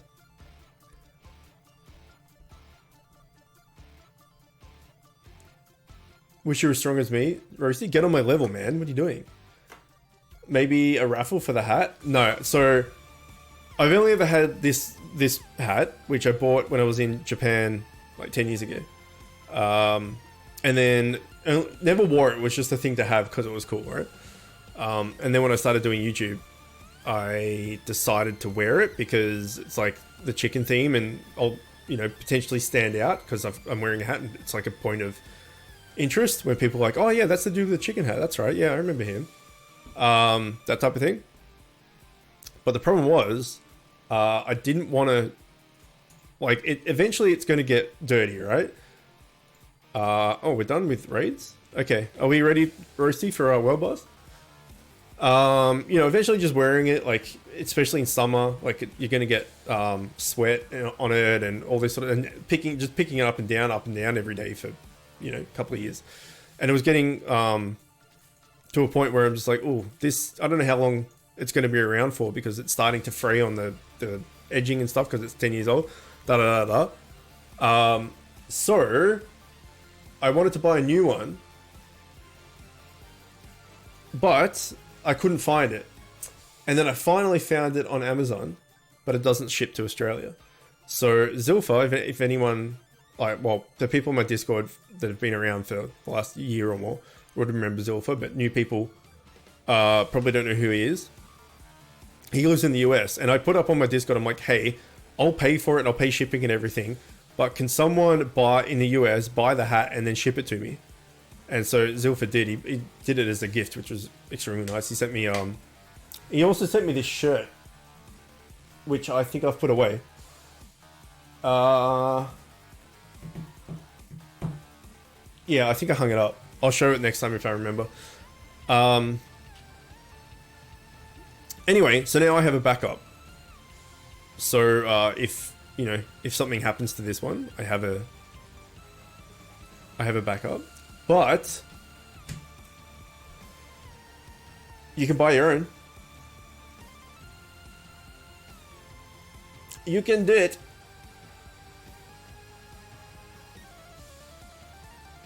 It now ships to Australia, apparently. But the shipping is... The hat itself is 200, Jesus, is $22. And the shipping is $20. So it cost me $41 to ship it here. Just remembered young Chook 2 years ago. He looks so young and innocent. Well, 2 years ago I was 33. So not particularly young or innocent. Rusty.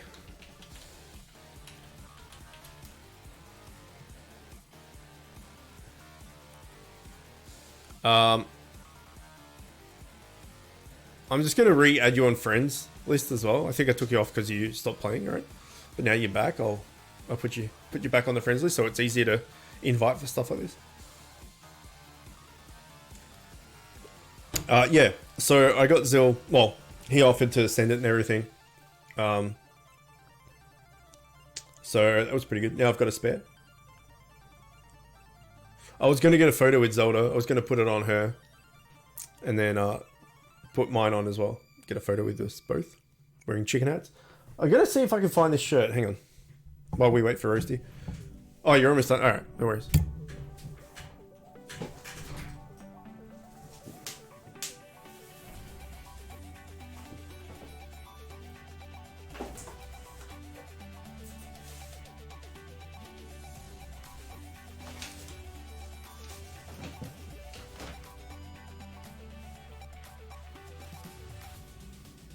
Alright, found it. I thought I'd hung it up, but apparently I haven't.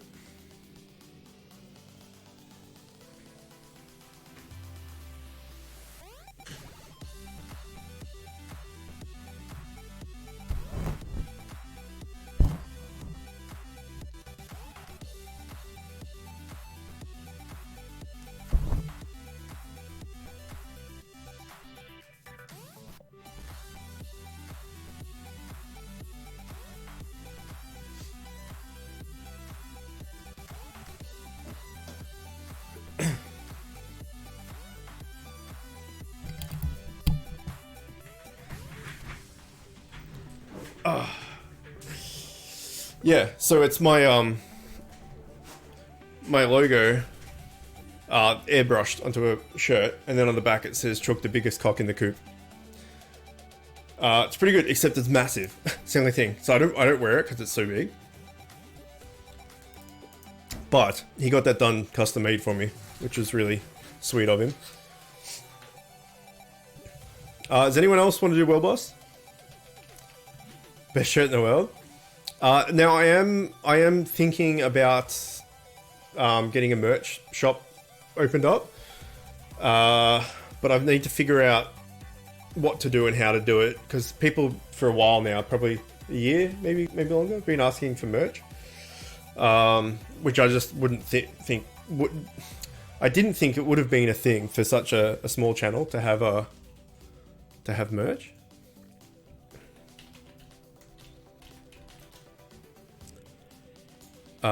But yeah, there's a few people that have asked about it, so I'm looking into it.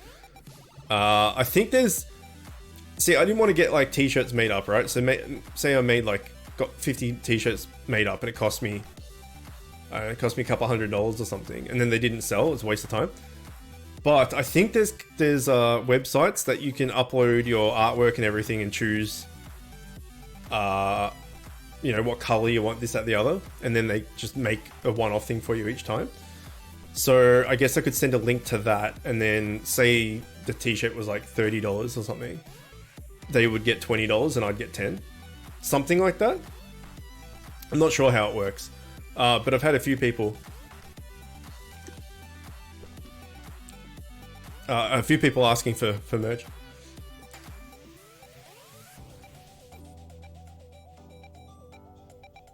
Do you want to invite me then, Roast? Try inviting me.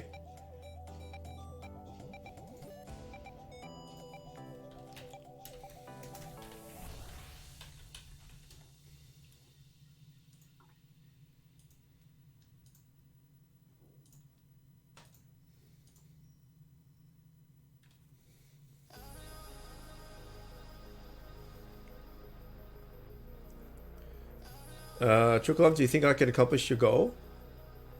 Of what? Of stealing my hat?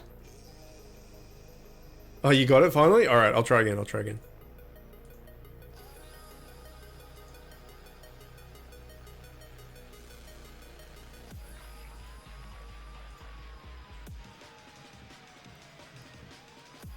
If you want to steal my hat, well, you're gonna have to come visit.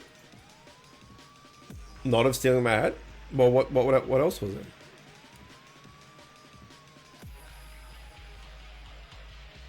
Yeah, anyone else want to do World Boss?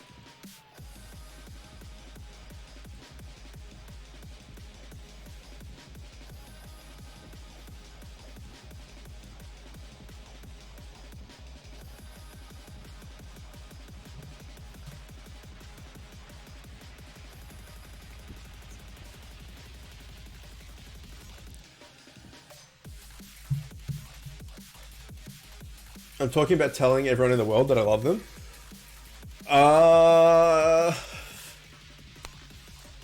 I mean, you could make a video. You could record yourself with your phone saying, "This goes out to everyone in the world. I love you all. Kisses. I want to hug you all. Kisses." And then upload that to YouTube. And then spam that link fucking everywhere. And then, maybe people will come in and it'll go viral. And I mean, maybe. You can try. We're going to have to get a third. Also, we've already been 2 hours and we haven't done World Boss yet. And we're on a Bitgor. So I think Sunday streams going forward, like this, with a Bitgor, this is still taking 2 hours. That's a long ass time. So going forward, the Sunday streams might mainly be maybe World Boss and Raid stuff, and I can do the Trials Gauntlet and all that stuff off screen. I don't know. I'll figure it out. Who does normal World Boss? Me. because I can't do heroic. We don't have a team for heroic.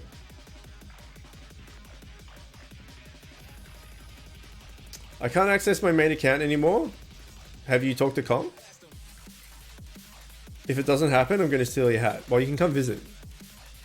We'll hang out. We'll like get ice cream. It'll be great.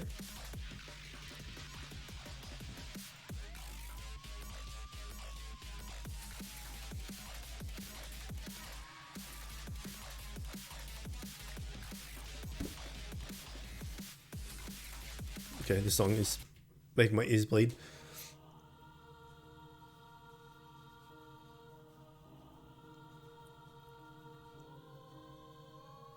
He is, yeah. The thing is, though, who does normal world boss? People who are doing current tiers world boss and don't have mega whales carrying them. Yeah, basically. Like if we did heroic, we could, but we'd have to get like. Well, I don't think me and Roasty and a whale would work. I think it'd be like 2 whales and me, or 2 whales and Roasty. But the DPS set in World Boss isn't the set I need. So, you know, I'm mainly just in here to get legendaries. Of course, doing heroic would have a better chance at getting legendaries and sets of mythics, which I could break down anyway. But the main thing is just legs to break down. So, hello, my name is Jarvis. Welcome. How's your tier 14 grind coming along? You're going to Montezuma's set. I have no idea what the names of the sets are, but if that's the DPS set, then yes. He's not? Okay, then I'm not. Whatever the Trials Gauntlet DPS set is, that's what I'm going for, but I won't be able to do the set piece mythic piece thing section of this tier for a long time. I can't even do the entry level, normal first level of Trials Gauntlet at the moment, so I probably have to equip a bunch of legendaries from this tier to get my TS up to be able to do Trials Gauntlet. But I love it up. I haven't got any drops yet at all so far in this tier. So yeah, all of Tuesday, all of Friday, all of Saturday, and then now 2 hours into this, and the 2 hours today was with a Bitgor as well. Haven't got one drop yet.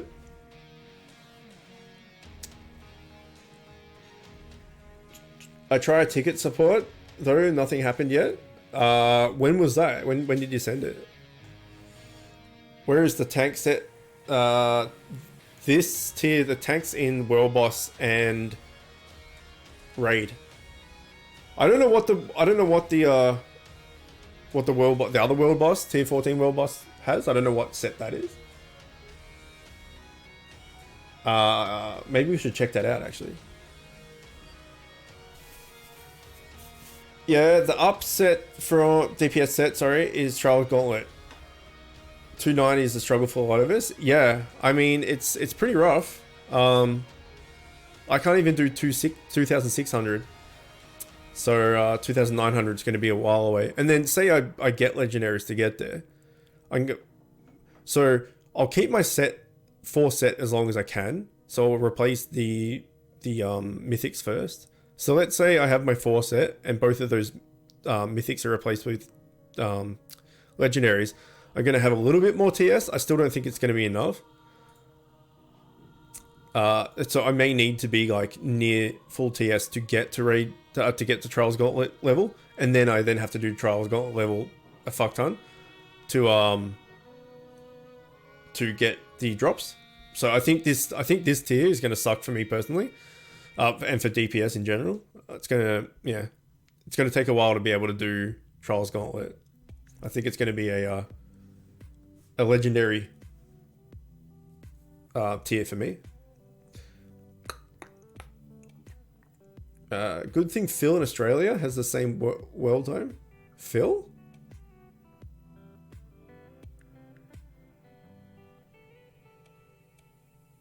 Who the fuck's Phil?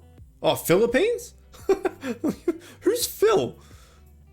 So I can watch the stream at morning. Yeah, well, I always stream at 8 a.m. my time. which was 2.5 hours ago. I started 15 minutes late today, apparently. Yeah, so whatever it was 2.5 hours ago, that's when we start stream every day. We usually go for 6 hours. So for me, it's 8 a.m. to 2 p.m. So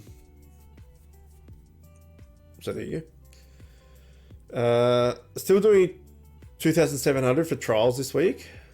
Wait, the boost were you on the last 2 days? I'm sorry to hear NG's not been kind.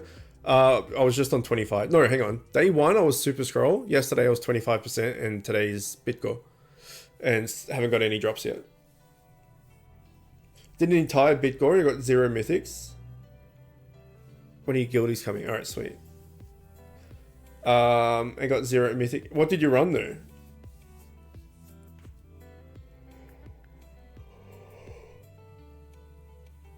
Yeah, Rose, that's fun. Replacing my 2 miss, I'm able to do it around 13.8 TS. Glassdust are not the best though. Yeah, my Glassdust is a decent. 7:30 in the morning. So you're 3 hours behind. That's not bad. That's like, I think Perth is 3 hours behind as well. 2 or 3 hours behind. Although Sunday, which is today, I don't know whether it was already or whether it's happening tonight, but our daylight savings changes today at some point. Yeah, I don't know what happened overnight at midnight. They changed it, or whether it's later, like tonight midnight. Not sure, but we shall see.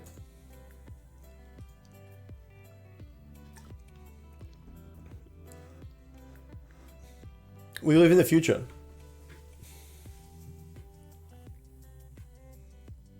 And New Zealand lives even further in the future.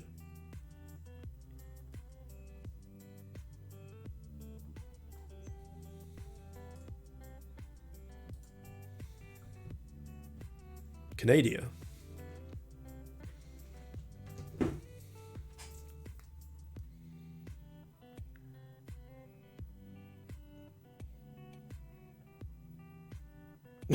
Shit.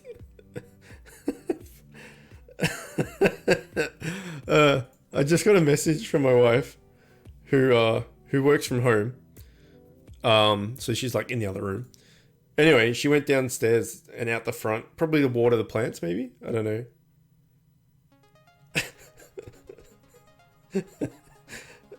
And she sent me 2 pictures, 2 photos with the caption, lol.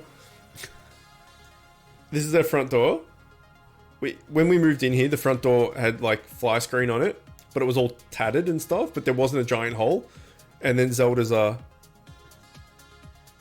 gone, you know what? Fuck that. I'm gonna get through. It's halfway through. It looks like she has no body. She's just legs with her head. Oh, sorry, Rusty, sorry.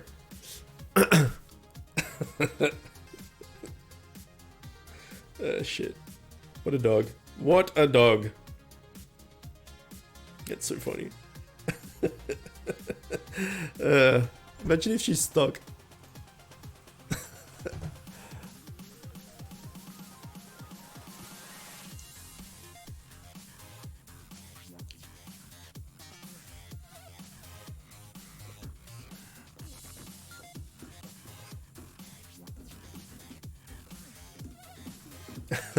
Hope not, yeah. Oh my, that's funny shit. Alright, well now we can't leave the door open, like the front door open for a cool breeze. I just love it that she got halfway and just decided that's fine. I just want to see what you're doing. I don't need to leave. I'm just watching, making sure you're okay. She's like that as well. She has a bit of like anxiety, like she doesn't deal well with separation. So like if we go somewhere and she can't get to us, she starts freaking out a little bit.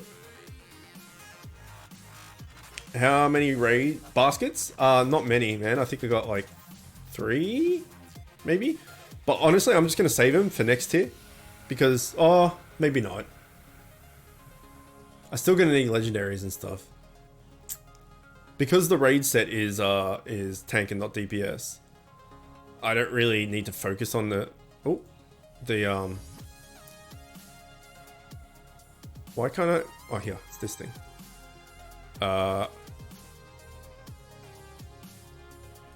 that like 40 of them? 40 runs? Sorry, I need to proc some stuff.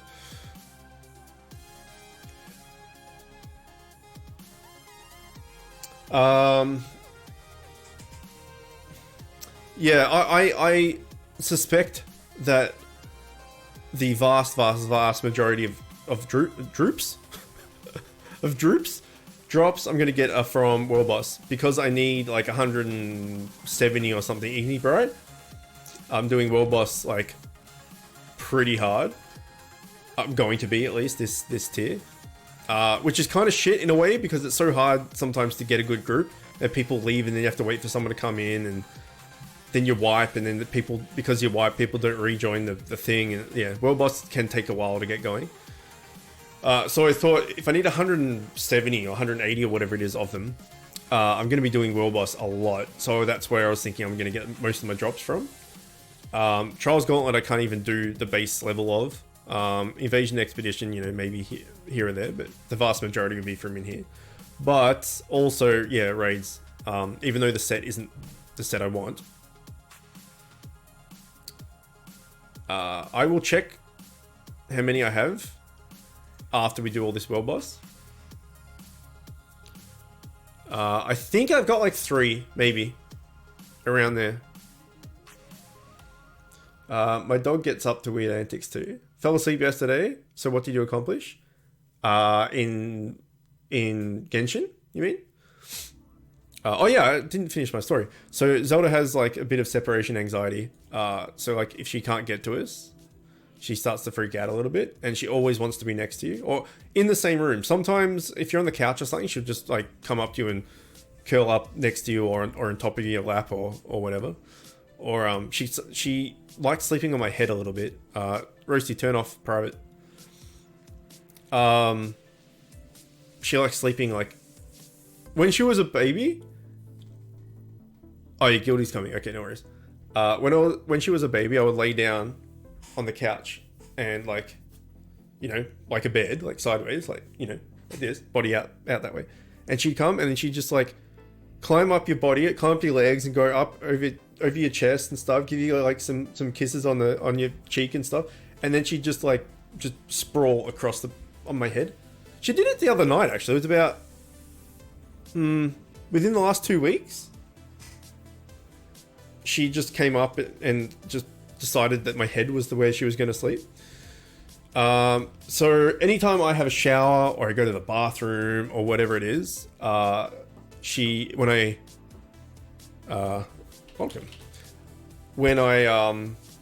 come out of the toilet or something, she's just sitting there waiting for me. Or if I'm just like going to take a piss or something and I don't close the actual toilet door, I just push it closed, and it's not technically closed, she'll just like walk in and nudge it open with her nose just to make sure that I'm okay, and like comes to check on me whether I didn't die in the shower and stuff like that. It's pretty cute. So if there's somewhere and she can't get to you, like if for whatever reason you needed to lock her up, and you were in the other room and she could hear you doing stuff, she'd just like start whining and crying and stuff. And one of my closest friends, which is one of Camille's best friends, my best friend's wife. So my best friend Steve met his wife Brooke through Camille and I, and so now it's like my best friend's married to Camille, one of Camille's best friends. It's pretty cool. Anyway, she has a giant phobia of animals in general, I think it is, but particularly like dogs and cats. And the weird thing is, which I don't quite understand, is that she says she likes dogs, but she just can't, like, if there's a dog near her, she can't function. Like, if walking down the street, someone's walking their dog, like she has to go over the other side of the road and like keep looking at it to make sure it's not going to come for her, all that sort of stuff. Oh, Roasty got a drop. Congrats. So when they come over to our place, we have to lock Zelda outside. Because she can't deal with it. So if she's outside, she can still see us through the glass and stuff. It's not too bad. But yeah, if you go somewhere and she can't get to you, she starts freaking out a little bit. Which is cute, but also, you know, a bit of an issue. Joel, I completely understand. Have some weird phobias too. When I leave the bathroom door open, my dog just comes in, sits and stares at me. Yeah, well, the thing is, right? You got to remember, realize, I guess, that if it's just you that owns the dog or whatever, or for us, it's like me and Camille, like we're Zelda's entire life. Like we're her pack of, you know, dogs and stuff. Like everything she needs or wants or whatever, she gets from us. So they don't have, you know, like my mum's dogs and my brother's dogs and stuff, they socialize and have fun and all the rest of it. Callie, gotta go. All right, man. Take care. Be well. Dogs are pack animals, and since you provide food, well, that's it. Yeah, you're there in you're the entire world, right? So say we go out or something, like Luna or cats in general are like, they're cats, right? They can take care of themselves. They don't particularly need much socialization. They just mainly sleep all day. Luna's very, very social though. Like if we're in a room, same thing. She'll follow us and be near us. Or like if we're on the couch watching a movie or something, she'll come up and sit on one of us, all this rest of it. But cats don't really need it. They just, a lot of the time, Luna will just be on the bed sleeping all day. Like I'll get up to stream, and Camille gets up before me to go to work and stuff, and we break to get lunch or something, and Luna's just on the bed, and when I finish streaming she's still on the bed. Like, you know, cats they do their own thing. But yeah, with dogs, like you're their whole entire universe, and you know, they love you unconditionally. So everything you do, they're like, well, this is my dad, or this is my mom. Like I need to be near them. I need to do everything. So yeah, I guess you've got to realize that when you get a pet, well, any pet really, you have to make sure that you're going to be committed to take care of it and have the time to do this and that and all that sort of stuff with it. But yeah, Zell's pretty good. She's really cheeky, but that's more the breed than anything else.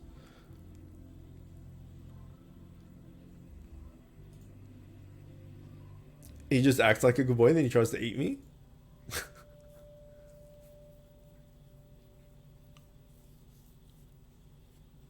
So right now, if I open my door, and it was like, you know, opened by a few inches or something, eventually she'd come and like open it with her snout and come in and make sure I'm okay. But during the days when I'm streaming, Zell's in with Camille.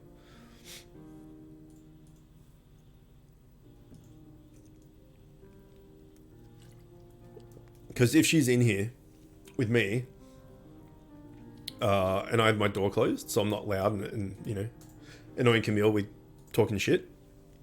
And then like Luna does something outside, or she hears something or whatever, she'll just want to like get out and she'll start scratching at the door.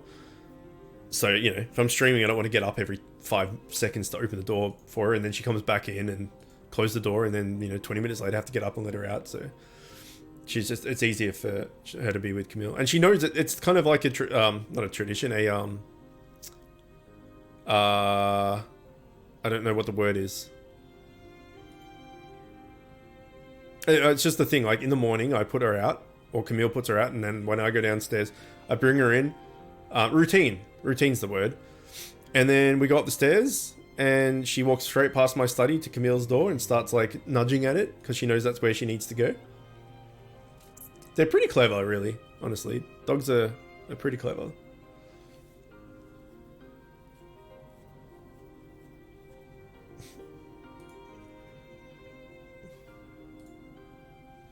I have a toy Lassie Poo.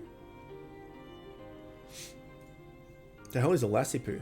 We had a toy poodle when I was little because they're really good with allergies, because their hair doesn't molt, and their hair is is like wool. They're very good for asthmatics and stuff.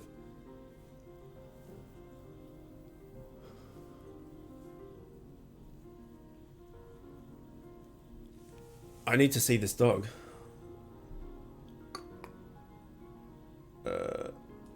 Slovensky Kuvaks. Oh, oops. If it's Russian, it's gonna be big and fluff.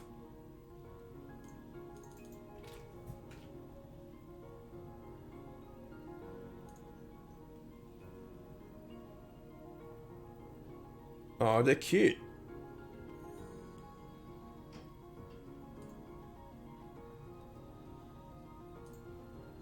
Well, they just look the same kind of size as like Labradors and Golden Retrievers and stuff.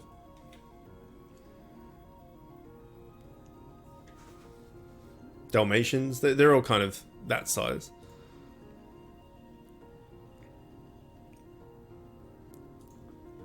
Mastiffs are massive.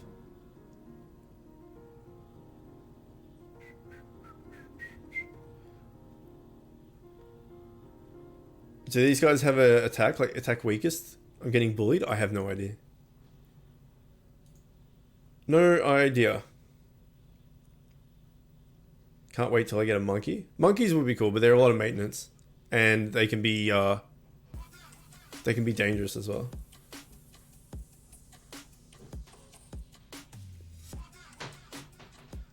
They're about the same size. Our pup was the biggest, the ones we could choose. Yeah, when we went to go select Zelda, I got really lucky. I went reached out and touched base with all of the Western Light breeders in Victoria, and said like, hey, I want to get a Westie. Do you have any puppies at the moment? If not, when's your next expected litter and all this sort of thing? Anyway, I got lucky because the top rated breeder in the state that I'm in had 2 puppies left. So I'm like, it's the top breeder, so the pups are going to come from good lineage of genes and stuff. And there's two left, so I got really lucky, and I said, oh, like, I'm looking for a boy, and she's like, oh, I only have 2 girls. Thanks for your time. And I'm like, whoa, I'm looking for a boy. That doesn't mean like that girls are out of their option. Like, calm down. I said, look, you know, if you've got 2 dogs, I'd love to come and meet them and see them and stuff. And she's like, I don't sell to people that I can't trust. Like, you're gonna need to come and I need to see you with the dogs and stuff to make sure you're the right kind of fit. So that was really good. That she was really she wouldn't just give the dogs away to randoms.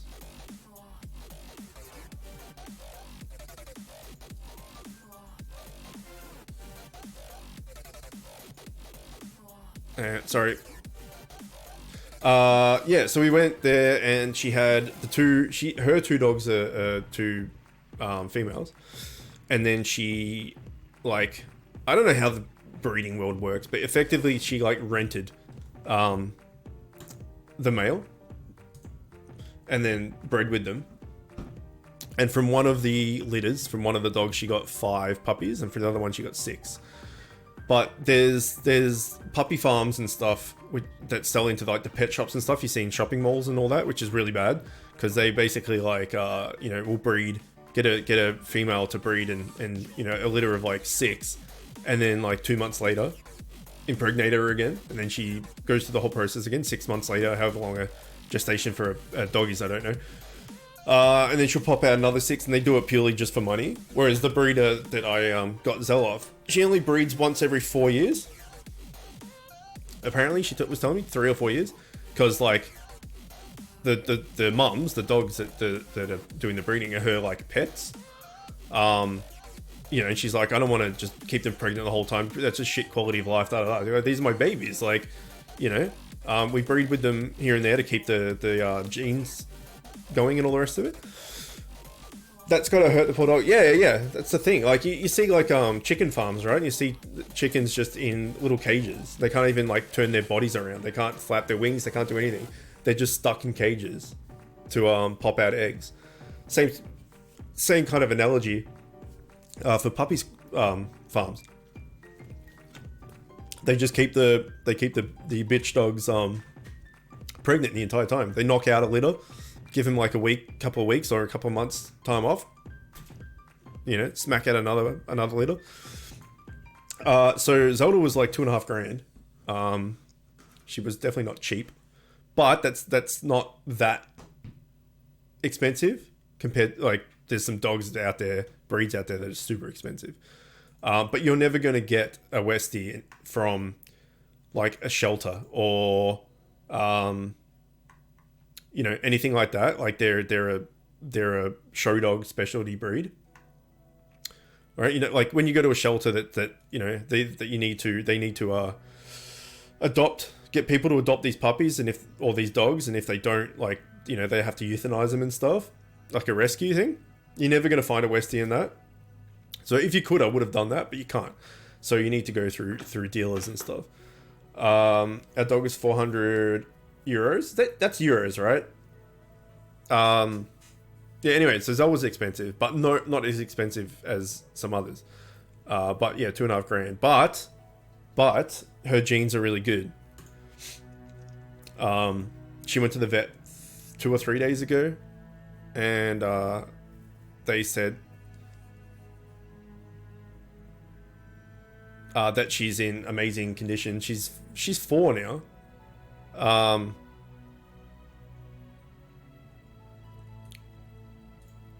And she's super friendly. She's super nice, and everything about her is great. Her muscles are strong. This, da da da da da da. There's, you know, she has no, like, her teeth have got a little bit of like plaque or whatever it is built up. But that's it. She's so she comes from a very good line of genes and stuff.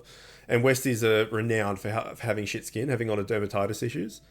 And the vets were like kind of amazed. They're like, she has, like, there's nothing wrong with any part of her skin, because usually they get ear infections and stuff a lot.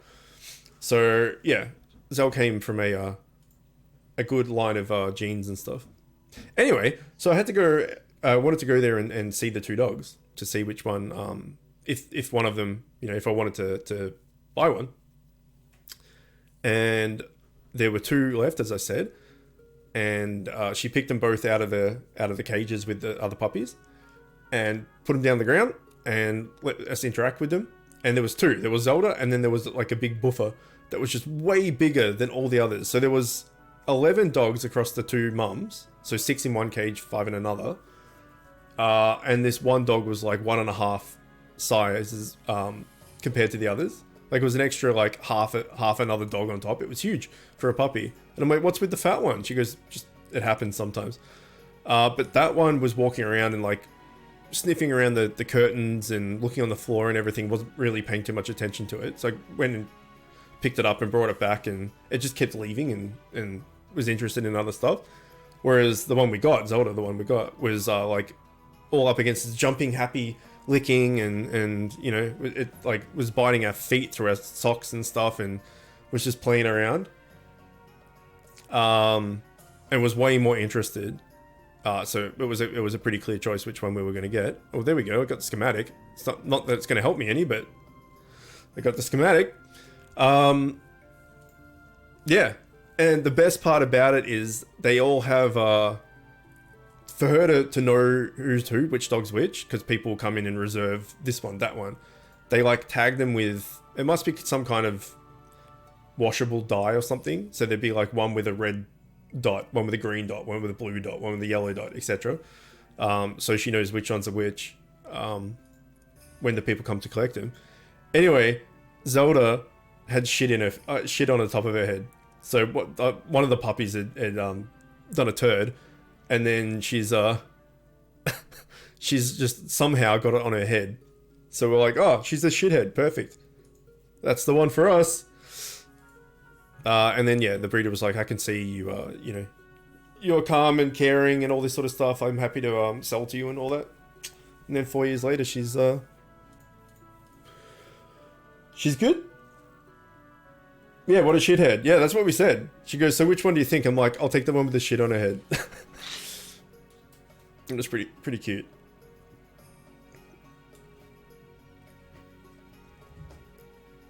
Oh. I think I've got that photo, actually. Well, not the photo of the shit on her head, but I got the photo of when we went to visit the first time I like picked her up and stuff. Let me see if I can find it.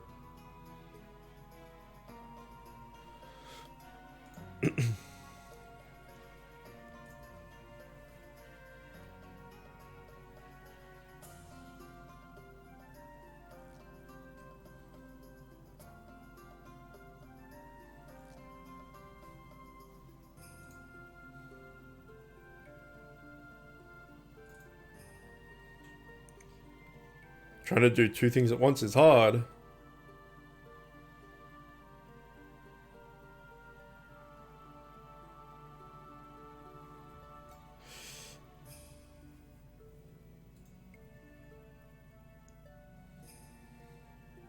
I think it's on here somewhere.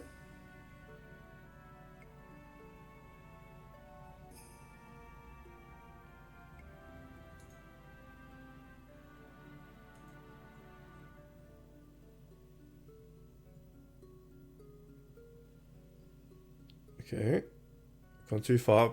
Oops. Here it is. You can kind of see it if you can. Like, maybe I'll put it on Discord and you guys can zoom in or whatever. But that was her. She was so little. She was a little babby.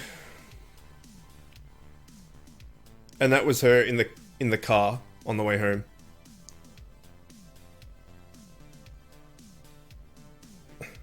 Anyway, enough about Zell. But we were on the topic of dogs, so whoops.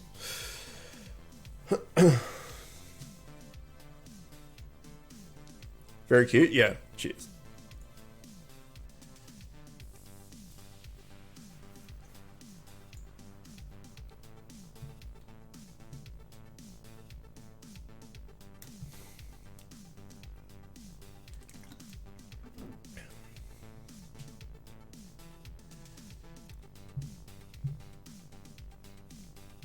Loon's really cute as well. She's an attractive cat. Maybe we'll do these 20. And then we'll jump over to Genshin. Because I wanted to do some Genshin as well today. And it'll be about 3 hours of this and 3 hours of that. So that works out. And then later today, I won't be streaming it. But I'll just be doing a lot of World Boss while watching a movie or something. I wish it was Raid. Well, for two reasons. I wish it was Raid because Raid's easy to get gear from. But also that you can just hit repeat or whatever the new mechanic is. Is it repeat? Retry? Whatever it is. You just press that button and then, a few minutes later you look down. Oh, it's done again. Press the button. Whereas with World Boss, you have to like rerun, that's the word. I knew it was re-something. With this, you need to wait until, 3 people are in here, then start. And then you have the potential for someone to go AFK, and it takes like 20 minutes to do one World Boss. And then you click rejoin, regroup, and then the other people don't regroup, and then you have to wait, and it just takes forever.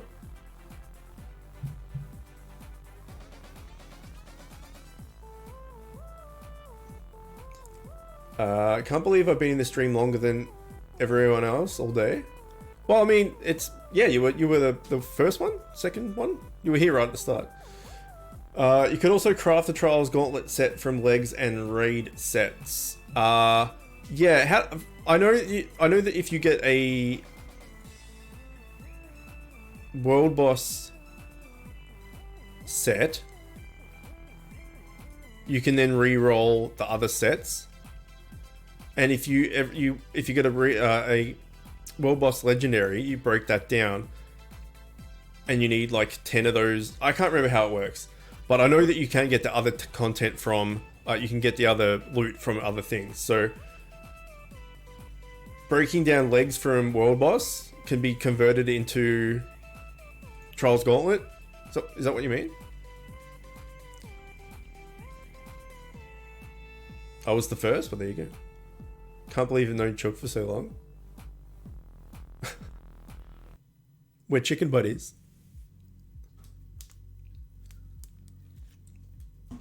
I don't know, I think like 2 years maybe? 4 sets from anywhere and 40 Trials Gauntlet legs. Unless world boss. Yeah, okay.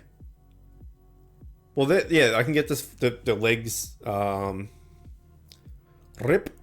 I can get the legs from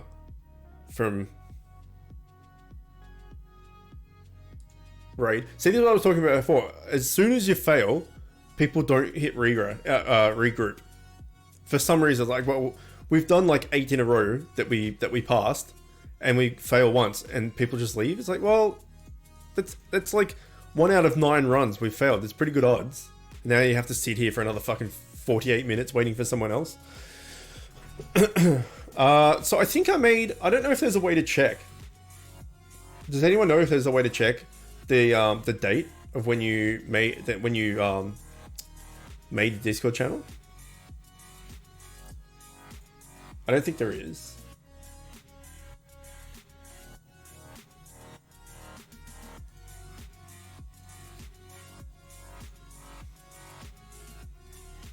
%, win rate is too low for some people. Yeah, it's super dumb that people leave. It actually annoys me more than it should. It's one of those little things that just, you know, when like if there's a big issue or something that some big drama or big thing happens in your life and it's earth shattering. Like with the amount of shit I've gone through in the past year is frightening. And somehow you just deal with it, but then the really tiny shit pisses you off. The tiny stuff gets to you more than the big stuff. I don't know. That happens to me a lot. Like something small that's like a small little inconvenience will just set me off.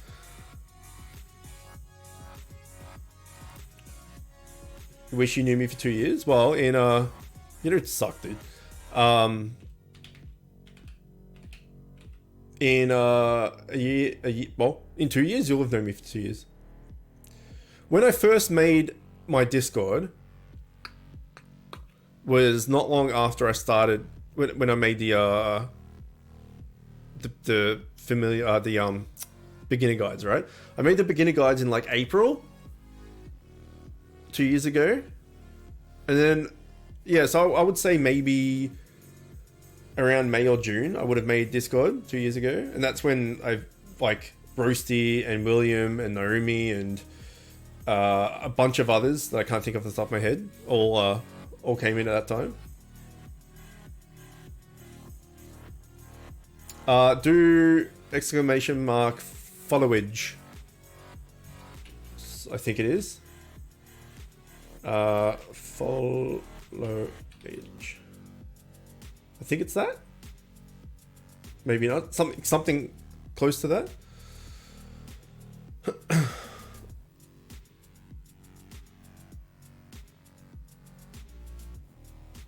How have you known Chook for years, but I don't have...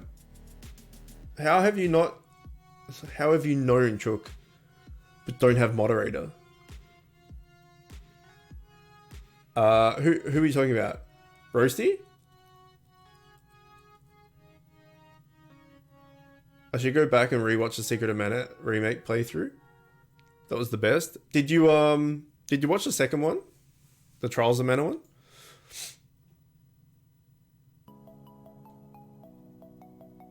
Yeah, I'm pretty sure it's followage. Maybe just there's like it needs a cooldown or something. You were here for that? For Carl! Carl!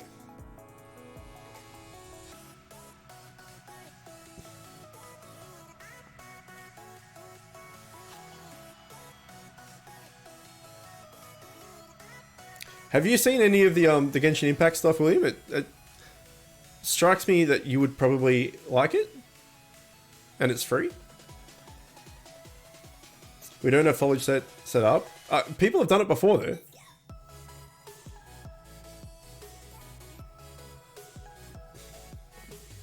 No, it seems like I would like it though. Yeah, I think you would. It's free, so it can't hurt to try it, right?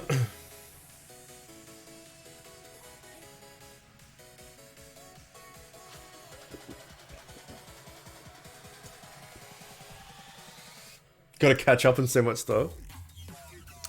Yeah, it's hard. Oh god, this song. No, it's hard to find time to do stuff. There you go. 8 months, 2 days, 2 hours, 40 minutes, and 16 seconds. 8 months on Twitch, yeah. But there's people like Joel. Are you still here? Joel, or his online handle is Bitgor. There he is. I've known Joel for 4 years at least, I would say. Oh, your followage on Twitch will be low.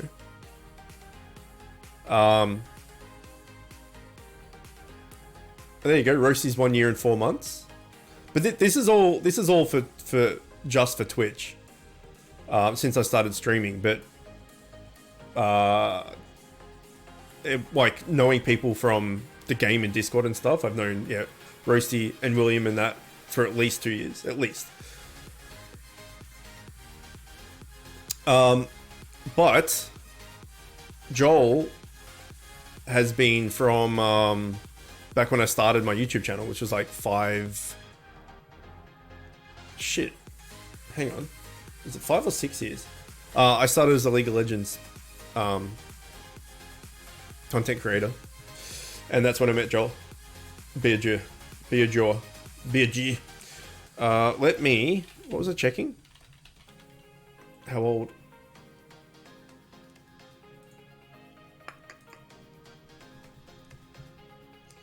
Wrong thing.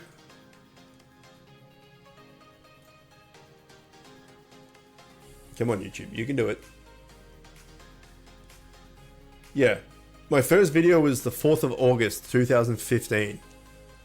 So, we've just gone over 5 years since I published my very first video.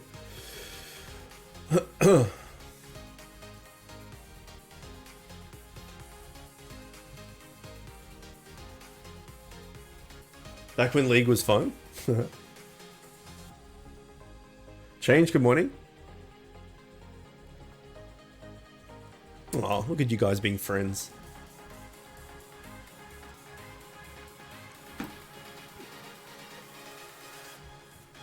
Babby's all grown up.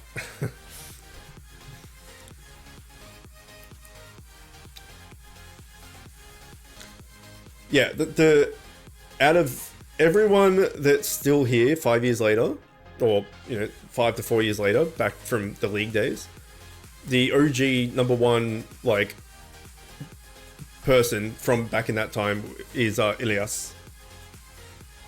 He was like one of my first subs that wasn't like family and friends and stuff. Because when you start out something like YouTube or Twitch or whatever it is, or Instagram or whatever, any form of social media type thing, or whatever, you always try and pad out a little bit at the start, right? You go, hey brother, can you just like follow me on there? You don't need to do anything. You don't need to worry about watching. Then you just like click the follow button or click the subscribe button. Hey mom, hey dad, hey auntie, uncle, best friend, all this sort of stuff. You just like click all that, so you make it all, and then for YouTube, let's say, when you go to publish your first video, you've already got like 23 subs or something, just from friends and family. So like that doesn't look like you've got no one that's watching. You've got to pad out those numbers a bit.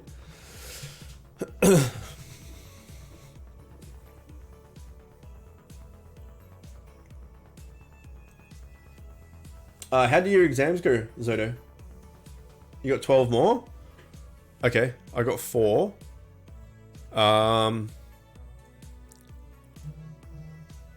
I'll use 2. It's an extra 10. Alright, that's good timing. I think I've been here or other YouTube since September when I started playing Bit Heroes. So a year, yeah. Good, I guess. They were pretty confusing, so I'm not sure. What are you doing in? What are you studying? Or is that still high school? No, hang on. You'd be out of high school by now, wouldn't you? You just turned 19, I think. Look at this guy. Okay. I'm not host. I need host. Can you invite Roasty?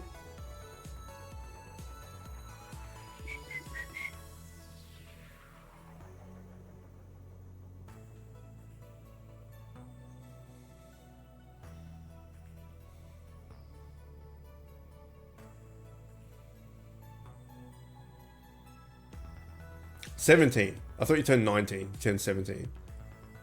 And I don't know how you would call this.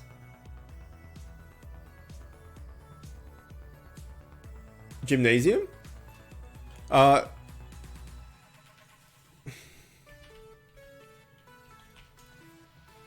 think it's that, right?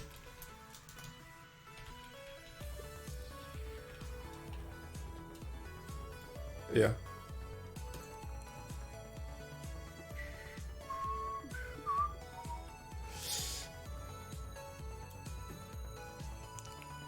But it has another meaning. Gymnasium. That's just like sports and fitness and stuff, right?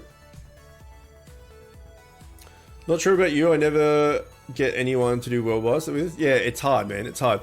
Like if I message people being like, "Hey, you up for some world boss?" They'll be like, "Oh no, I just used mine," or "I've got to do something. I've got to use it for a different world boss. It is whatever." Da da da. It's really hard. And then trying to not expecting, but trying to get a group together of randoms that just join the thing.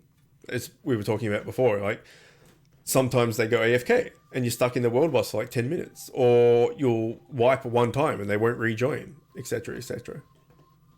So yeah, world boss can take a long time. So it's pretty frustrating that this is the world boss, like that I have to do world boss to get so many Igni Brides or something. Whereas if I can find someone or a few people, it's like, okay, let's all use our zeals and let's do like 300 world bosses and just keep regrouping over and over again. That would be like the best way to do it.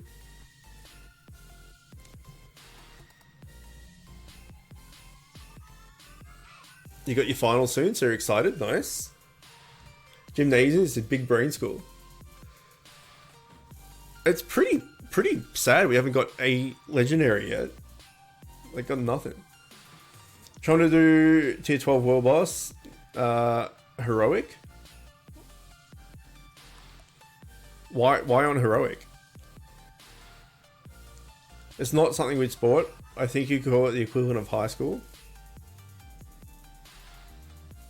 Oh, so the term gymnasium means like is your version of high school.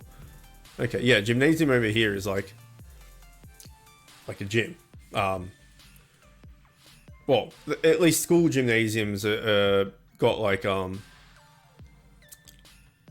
one I had is going back. I finished school 18 years ago, and you don't do like gym wasn't a class in the last 2 years of school. So this is got 20 years ago, roughly. I'm trying to remember. They had like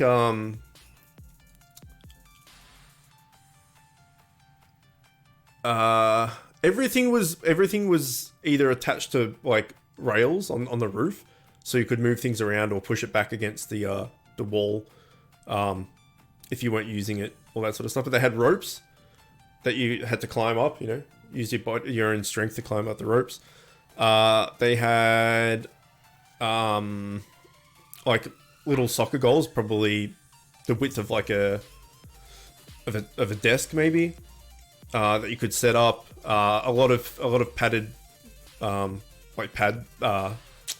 the word I'm looking for? Mats, like padded mats for doing like wrestling or gymnastics and stuff. Like a bunch of that sort of stuff. A bunch of that sort of stuff.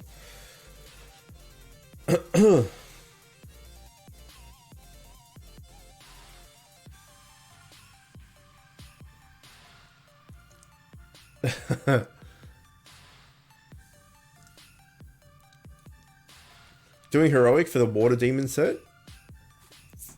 Yeah, but you shouldn't be focusing on sets though if you're not on tier 14.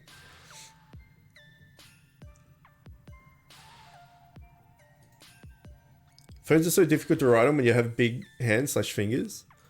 Yeah.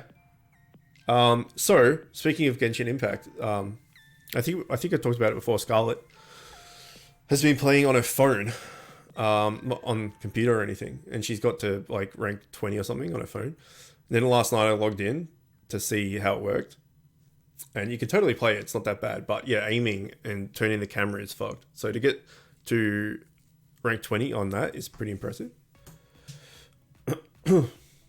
Struggle with almost everything in life because of your size. What? How big are you? It's not awful. No. It's actually pleasantly surprised. Apart from the camera. Alright, I got 2 left. Wait, Roasty, you're out, aren't you? No worries. Thank you. Oh, thank you for the runs. I appreciate it.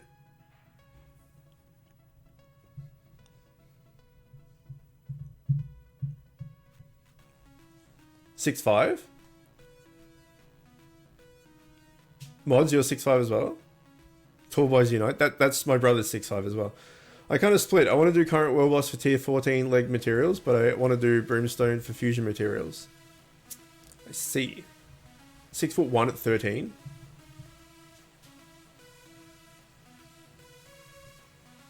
Yeah, that's pretty fucking big. 6'5", 6'4", 6'5" at 16.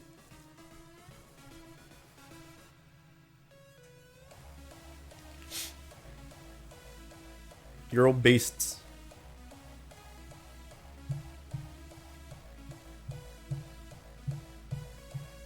Fuck, it's taking a while to get someone here for two turns.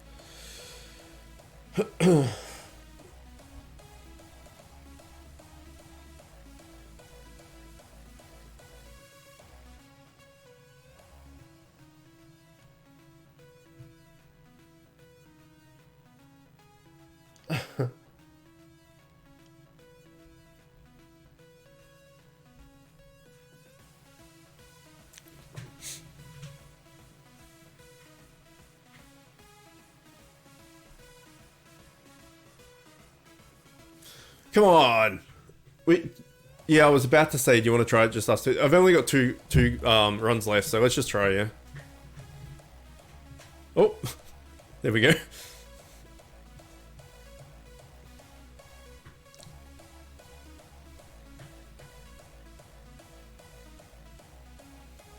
All right, last one. Can we get a legendary?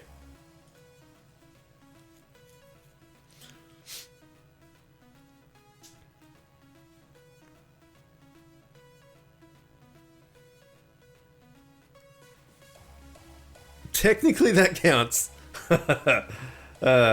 Thank you for the runs, everybody. Let's just make sure that we didn't actually get anything. No, we got Jack Dinkus. What is this? A head. Where's the body? That's the body? Let's see what they look like. They could look cool. Yeah, Bitgor for 3 hours. Not one drop. That's pretty bad. That's pretty bad. Let's put these on and see what we look like.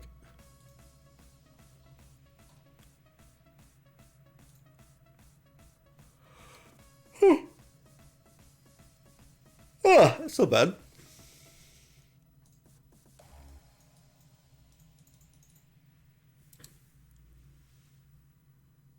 Always nice. Always wanted to visit Germany. It's peaceful, kinda. Got the legendary, yeah. We got the most toxic old people there. Toxic. Anyway, that's it for Bit Heroes, guys. 3 hours. It was a decent stream. So, as I said before, going forward, I'm not sure. Wait, we got to do our fishing. There we go. I don't know what I'm going to do going forward because I don't want to... Like, I don't want the Bit Hero streams to take 3 hours because it's long. So I'm not sure what we'll do. And that was what with Bitgor as well, to get everything done and then like a few more world bosses than we needed. Like that was longer than just the 14 that we have. So we'll see. We'll see how we go next week. We'll just do normal next week with 25%. And if it's taking forever, we can just cut it. But anyway, that's a need to be played with idea. Everybody that's here for Bit Heroes, see you next Sunday. Anyone in chat that's keen, we're going to go to Genshin Impact in like 5 minutes. I'm just going to go get a drink and get something to eat quick and all that sort of stuff. So stick around. Anyway, that's it for now. Bye!